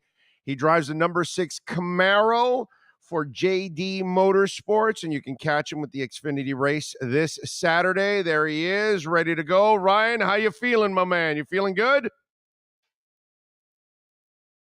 Can you hear us? You feeling good, Ryan? No audio? No audio? There we go. All right, no, we're not hearing him. No, we're not hearing you. We're not hearing you. Can you hear me? All right, there we go. I think I'm hearing some background noise. There we go. Ryan, I think you got it. Okay. You there? Okay. There we go. There we go. Don't you love live? See, that's what I love about live radio. It's raw. It's all natural. We don't sit up like there we go. Can you hear me now? I got you, Ryan. I got you, baby. There you go. Okay. This is the only time I can catch. This is the only time I can catch you. Any other time you're doing 200 miles an hour. I got no other chance to catch you any other time. So I'm glad I can catch up with you right now. How you feeling? You feeling good?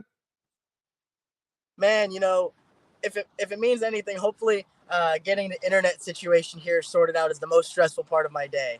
My gosh, I'm literally using my crew chief's hotspot because the internet at the track is either down or it's horrible because we're under like a lightning delay. It's storming absolutely massively outside, so you can probably hear it. But no, I'm just super excited. We got KSDT on the car. You were just talking with Jeff. We have you guys. The Big O Show's on the lower quarter panel. So welcome to NASCAR. It's gonna be a lot of fun. Right.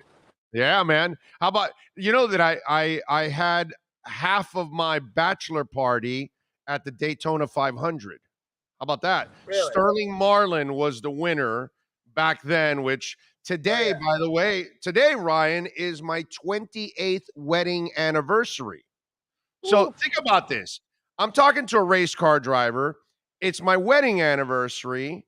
28 years ago, I was partying in Daytona, and I was in the center track, by the way. And I remember we were leaving the track and we were trying to get out of the center thing. And my buddy begs Ryan Petty to give him a tire. And Ryan Petty freaking lifts up the fence and rolls out a tire to him. And we take the tire, we take it home. And he still to this day has the tire with a glass table on top of it. So that's like the talking point now. It's Ryan Petty's tire and it's a table. It's what it is. A glass table is what it is. So how about that? My life comes full circle 28 years later and racing is still in there. How about a dude that spends half his bachelor party at the date? The other half, I'm not going to tell you where I was, okay? I'm not even going to tell my wife where I was, by the way. No, seriously. But there you go. You see? How about that? No, that's awesome. I'm glad you had a good time. I know the 500 you're talking about. That was a classic right there. But man, no, it's just neat. Racing is such a fun sport. It's a fun sport to be involved with. I mean, you got to experience it, being in the infield, being able to check out the cars zooming by at 190, 200 mile an hour. It's unreal. Yeah, I always tell people, Ryan, hockey and auto racing have one thing in common. You watch it on television, it's cool, that's fine. But when you go in person, it's a completely different experience. And you walk away with a different level of appreciation. And let me tell you, especially when you're inside the circle, that I don't mind sitting in the grandstands, but when you're inside the pits and you're able to see the race from there, and then you're getting into everything that's going on with the race, and all of the storylines, because that's the other thing that I like about NASCAR and all that, the storylines that come with it. So that's where I think racing really goes to another level when you're able to experience it live. Yeah, I mean, racing, it's a lot of people look at it, it's like, okay, well, it's about the driver and how fast they can go. But no, there's like a team of people behind these cars. There's a team of people that put all their week's worth of effort into these race cars. So, a lot of big teams, they have a shop crew and a road crew. Our team, my shop crew is road crew. My car chief, Bird, he's up there, Case and Gabe, Spud's up here. Like, we all worked on these cars, and now we got to go out here and race and have ourselves a clean race. So, it's neat seeing that. It's neat being in the middle of all that and learning about what makes each other tick, and making these things happen. So let me ask you something. What gave you the bug? Do you remember the watershed moment in your life when you said, Oh, yeah. This is it. This is it. This is the ultimate high. I need to do this. What was that moment, Ryan? That moment was when I was a kid. I used to love waking up early in the morning, watching Speed Channel when that was around. My parents used to take me to monster truck rallies, local short tracks. I played other sports. I played baseball, basketball, soccer. I played the same position in all of them, that being bench. I was horrible, and I did not like it. And so when I found out that, young kids can get into little race cars and maybe find a way to make a career out of it, it was something that I wanted to do. So a lot of begging and pleading led to me getting our first race car. We bought a little Bandolero race car, which runs a 30 horsepower Briggs & Stratton lawnmower motor in them. And we ran that for a few years, tied for the national title, and the rest is history. So the upbringing, were they freaking out on, my God, you're going to get behind the wheel of a car, it's dangerous, this, that? How was the reaction of that kind of stuff? My mom did not like it. She every time I moved up a division, anytime you move up, it's a faster series. Anytime it's faster and faster and faster, more crazy, more people excited about it. There's just so much more involved in every series you move up. So I remember my first race at Kern County Raceway Park. It's a half-mile oval, lots of banking. We're going 110 miles an hour into the corners.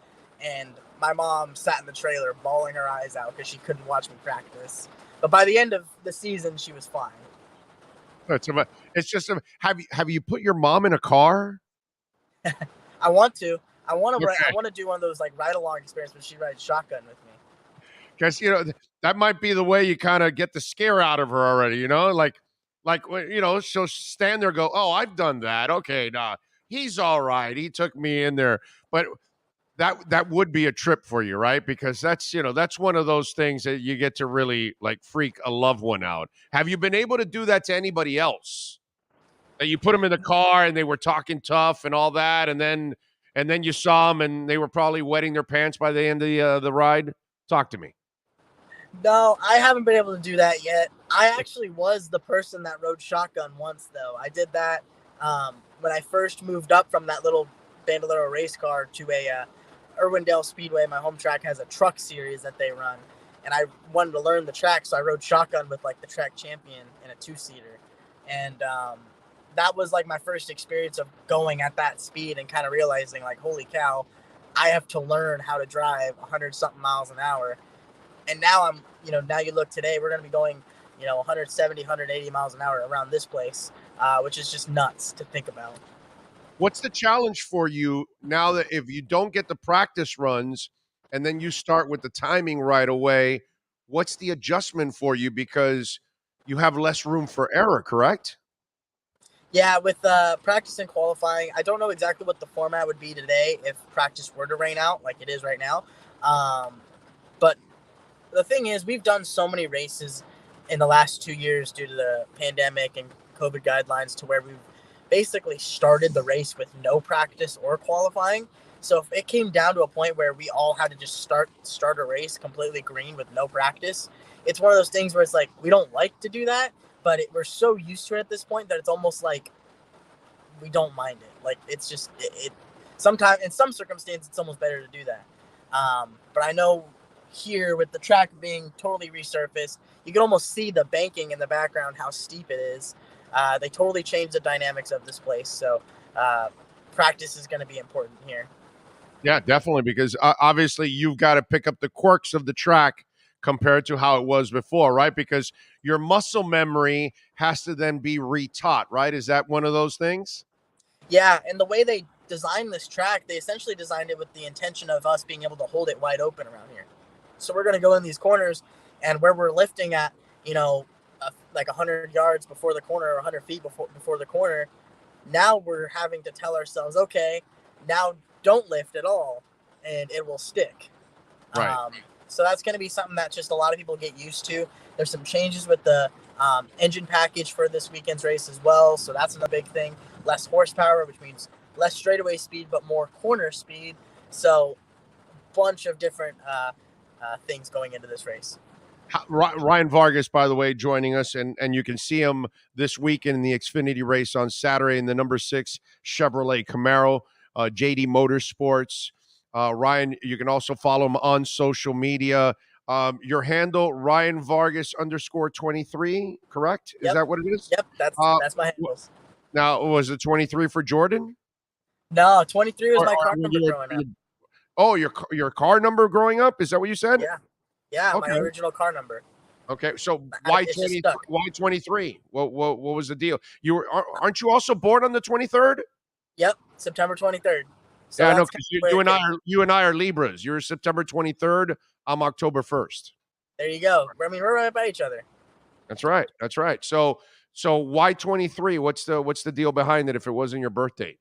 I mean, at the time there wasn't a 23 car number. Not many people ran the 23, and I just really liked it. I thought the number, looked good. It was something that was just kind of close to me. So I was like, let's be the odd one out and run 23. I know that race car drivers, as they get to this point where you're racing in different types of series and different types of cars and those kind of things. So let me ask you out of fun, because we see all kinds of racing on television, and to kind of bring it to a movie, we go Tokyo drifting. Did you ever do any of those that you got to be Tokyo drifting all over the damn track? We don't do that necessarily in our series. However, I know not in your series, but in prior series, getting to that, did you have to do any of those kind of funky races? No, you mainly do that kind of stuff to try and make sure you don't crash. But NASCAR is doing a little bit of dirt racing where you have to hang the car sideways. So you do have to essentially drift it. So I guess you could say that's something that I may have to look forward to here soon. Is that fun? That kind of stuff? Yeah. Is that stressful? Is that how difficult is that stuff? I mean, because that seems like it's like, dude, if you don't handle it the right way, you're gonna lose it like within a millisecond. Well, I mean, for us, whenever a car is harder to drive, like, in terms of like how much horsepower it has, how difficult the track is, we love that. Like Atlanta, before it was repaved last year, this place was bumpy. It was aged, a lot of cracks, a lot of seams. You had to maneuver your way through. So it was a very difficult racetrack, but it was the driver favorite, and it was a fan favorite because of that. Obviously, the surface was a little past, being able to consistently, be raced on, so they had to redo it. So now it is what it is today. But you look at some of the other tracks that have aged. You look at Vegas, it's starting to age. Kansas, it's starting to age. And now the grooves are widening out. As tracks get older, you can essentially find new lines, on them. So whenever you're able to really learn to hang these cars out and drive almost sideways, it's a blast. All right, so there are adjectives to describe what you need to be a race car driver. And we can say it's guts. We can say cojones. We can say we can describe it in so many different ways. The edge you have to have. I can also say most of you guys are just freaking crazy. You know what I mean? You're going 200 miles an hour, and you're half an inch next to another guy that can just tap you, and you can just go up in the air and flip 86 times. So, what would you describe that thing that all of you have to have in order to stay sane because the rest of us going at that speed, we're going out of our minds. We're getting nervous. You must compartmentalize all of that, and you've got to put all that fear away. So what's the edge you got to have? How would you describe it? I would say trust. Trust in your equipment, trust in yourself, as in your ability, as well as some of the cars around you. You could find yourself in situations where you're about to be 3 or 4 wide. That's where the cars are, lined up next to it, boom, boom, boom, boom. And so you're having to figure out, okay, do I need to be in this tight pack on lap 20 of a 300 lap race? You know what I mean? It's a lot of give and take, how much you can analyze the situation and get yourself out of there if needed. So that's a big thing. The trust factor is big. All right, so when I go traveling, nothing against Tom Bodette, but I'm not staying at Motel 6. I'm going to stay in a decent hotel. There's a standard set. I want to take the wife out to a restaurant. I'm not taking her out to some little place. So you have a standard for life. You get used to it, right? So let me ask you something. How in the hell do race car drivers ever drive normal cars? Like, how do you deal with red lights and stop signs and yield and all that kind of stuff? And you've got a speed at 30 miles an hour, and you've got a school zone at 50. Now, I can understand the school zone because you guys don't really want to run over kids, and this isn't, Death Race 2000. But how do you deal with just driving in normal conditions, and especially with bad drivers all over the place? Because you just talked about trusting the other drivers. I don't trust a damn driver that's around me in these streets. So how do you even deal with normal driving? Well, the thing is like when you're on a racetrack, you have everyone's out there with the same specific goal. Everybody has the same destination. You know what I mean? Everyone's going the same route around. So you're able to trust there. On the street, you won't see me really driving all over, driving fast or anything like that. I abuse cruise control. I have one speeding ticket to my name, and it's simply because I just didn't know what the speed limit was. Well, you thought it had a third digit. That's what it was. Yeah, that's what it was. Yeah. Somebody spray painted a third digit, and it tricked you. And you said, no, it's 135. I saw it. No, sir, it's 35. And you just, that's one of those things that you thought it was the Autobahn, right? That's probably what you told the police officer, right? Have you been on the Autobahn? Yeah. Have you been on the Autobahn? I have not been on the Autobahn. I haven't been out of the country before. I want to go travel. I want to travel around and find some of these, there's a lot of fantastic racing facilities outside of the U.S. Formula One races at some spectacular tracks, and I'd love to see some of those places. Monza being one of them. I'm 18, okay? I go to Europe with my dad and his wife, and we get on the Autobahn. Now, mind you, I'm in a Ford Fiesta, which is like, you wouldn't know what a Ford Fiesta is, but it's like a 4-cylinder type car, like a Corolla or something like that back in the day. But it is in Europe. So it's 3 people, like 5 pieces of luggage, and I'm doing 120 miles an hour. Okay? And I'm having a blast because, the old man's letting me drive and on the Autobahn, and I can drive whatever. And so this is the whole, that's everything. The Fiesta, I mean, it's floored all the way. I'm doing 120. A dude passes me by with his wife in a BMW. He's smoking a pipe. She's putting on makeup, and they're doing at least 150. Okay. Yep. And then I'm just driving at 120. I'm wishing I could go faster. And these bikes just passed me by. It's like I'm doing 120. They must have been doing 170, 180, 190. So, the lesson is, yes, you got to go to the Autobahn one day. And I don't know how it is now. Remember, I'm 55 now. I was 18 when I did that. Okay. So that was a long time ago. But still, I think it's still the same thing in the Autobahn, right? I think it's still no speed limit. Yeah, I don't think Isn't there's a speed limit there. Yeah, so that's worth just flying over there just so you can have some fun on the Autobahn. That's it. Oh yeah. Rent a Lamborghini or something like that and just take off, dude. It's a beautiful thing. Absolutely. I'd love to take like a muscle car. Like I'd like to get in a Chevy Camaro and let that thing eat.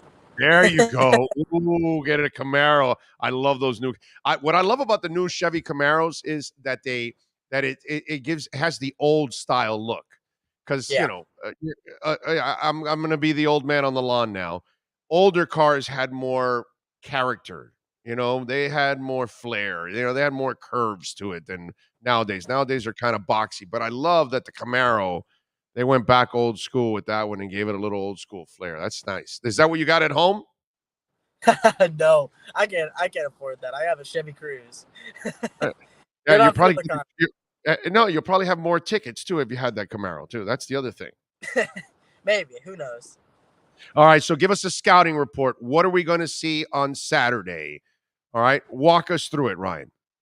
Well, Saturday is going to be an interesting race. Like I said, we're going to be able to go around this place wide open. They're going to have restrictor plates on the cars. We're going to be... The track has a lot of banking. It's brand new pavement, so it's going to have a lot of grip.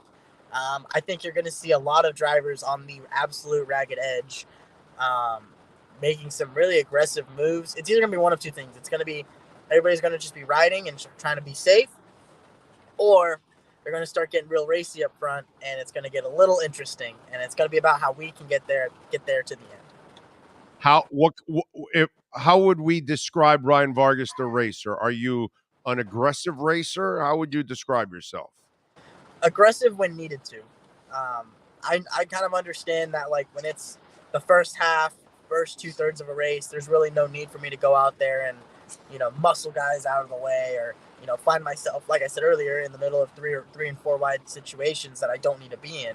Because at the end of the day, we got to use these cars again. I got to use this, I know this car's a little bit of a different situation, but, when we wrecked our Vegas car, that's our primary mile and a half car. So now we got to worry about fixing it.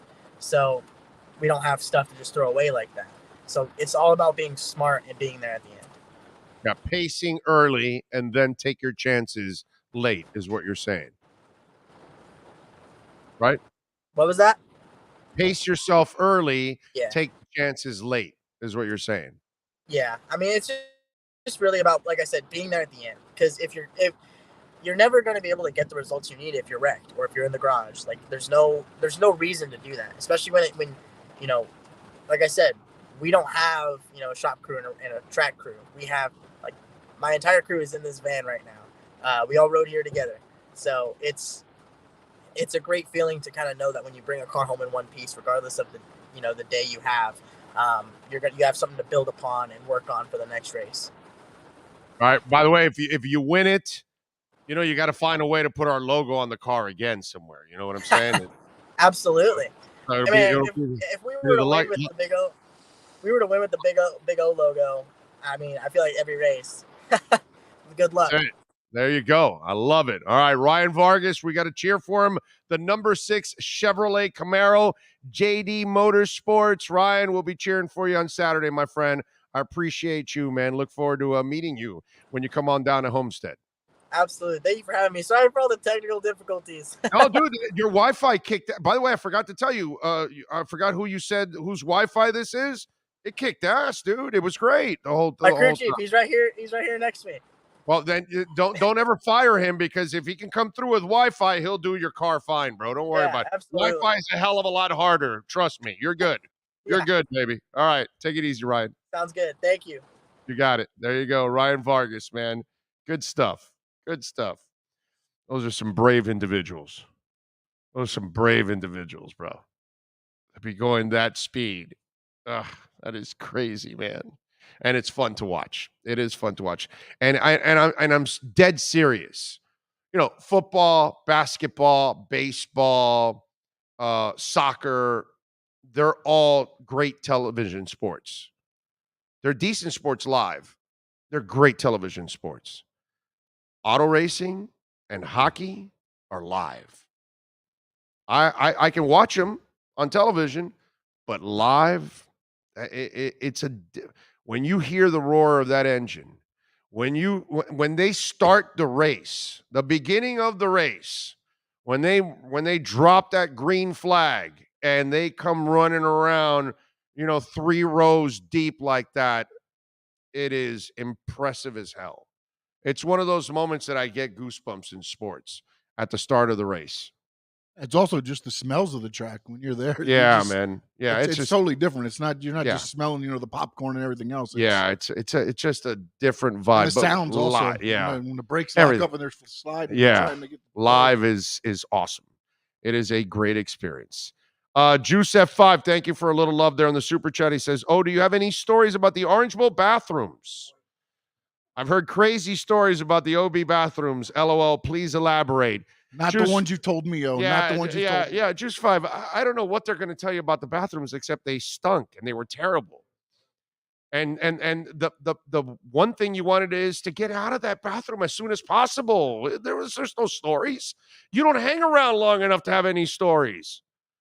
The bathroom stories in the Orange Bowl are going to be better for rock concerts than they are for football games. But I've seen women in the bathrooms. I've seen women peeing in the men's urinals of those bathrooms. Okay, I've seen all kinds of things. Yeah, the Orange Bowl is terrible, but I don't know. There aren't any fun or juicy stories about it. It's just kind of gross. You wanted to get in and get the hell out right away if you had to go to the bathroom, by the way, okay? If you had to go to the bathroom. There's everything leaking and it's just Terrible. Jamie says, Big O, I've driven on the Autobahn 6 to 7 times, and I've done up to 170 miles. Even then, I had many cars pass by me like nothing. German colleagues even asked me why I drove so slow. I'm telling you, man, I was doing 120 in a Ford Fiesta. Okay. And I was so depressed when we got to the rent car place and it was a Fiesta. I looked at my dad. I go, Dad, we're in Germany. We're in the Autobahn. You got us a Fiesta? Come on. And he goes, no, you're driving. I'm not getting you anything else. I'm not going to allow you to. And it made sense. What are you going to do? Give me that's the right thing to do. But yeah, when I saw a guy smoking the pipe and just driving the BMW over 150 and the wife next is just putting on makeup, and I'm like, this is a different life. It's a different life. You don't even do that at 70. A Cuban woman next to you is losing her effing mind at 70 miles an hour. Oye, chico, para. Oye, colo más suave, por favor. No vas a matar. That's what you're hearing all the way down. There's no way. And anybody that's married to a Cuban woman or you have a Cuban mother-in-law, oh, my God. There's no way you're doing 75 with a Cuban mother-in-law. She's losing her mind. So, yeah, it's a whole different ballgame. The Orange Bowl was the worst in so many ways, but boy, did we rock. It was bad and it was good because I went to go see the Dallas Cowboys and the Pittsburgh Steelers in the Super Bowl with $5 rolled up. So there were positives about it. You know what I mean? There were no cameras, no nothing. I just rolled up 5 ones. Everybody went in. There was, like 3 minutes gone in the first period. Everybody's inside in the first quarter. And that person there's no cops, no nothing. They'll take the $5 happy. And then you hang out in the end zone and you wait for a football to go over the net and have some fun, baby. Keep it away from the cops. Keep it away from everybody. Yes, sir. No, just an update. We just talked to Ryan Vargas. Everything on the track today has been canceled due to rain. Oh. And it looks like the Cups, they're not going to do qualifying tomorrow. But again, with the Xfinity race at 10, they had already had qualifying, so maybe you'll get some practice early. That's why they took the Cup qualifying out. But see if you get some track time before they go qualifying tomorrow. Okay. All right. Good stuff. But we'll be watching on Saturday, man. I'm looking forward to it. All right. We are going to wrap it up here on the show. We got to thank all the great people out here at KSTT for making it nice and easy for us. We'll be back here next month. We'll be back here every month here at KSTT, visiting and hanging out and having a good time. We thank Sean Stanley, as always, mastering this program. I want to thank Alan Poupart. Omar Kelly, Manny Navarro, Ira Winderman, Cameron Wolf, and Ryan Vargas. One hell of a list today, as always, and every day. Appreciate all of you out there for tuning in and supporting us however you support us. We will see you on Monday. Same time, same place, same bat channel. Have a great one. This is the Big O Show. Sports fans love a place with great food, cold drinks, and TVs everywhere. That's why sports fans love Sports Grill and their 7 amazing locations. Check out the Bird Road location at 11481 Southwest 40th Street in the back corner of the West Bird Shopping Center. Sports Grill is also now offering some great employment opportunities. All kinds of positions are now available, from kitchen to hosting. Call for more information at 305-485-8845. From wraps to salads to amazingly delicious specialty dishes, Sports Grill is the home to the legendary special grilled wings. Since 1987, Sports Grill, good food, good drink, and good friends. It's the Big O Show.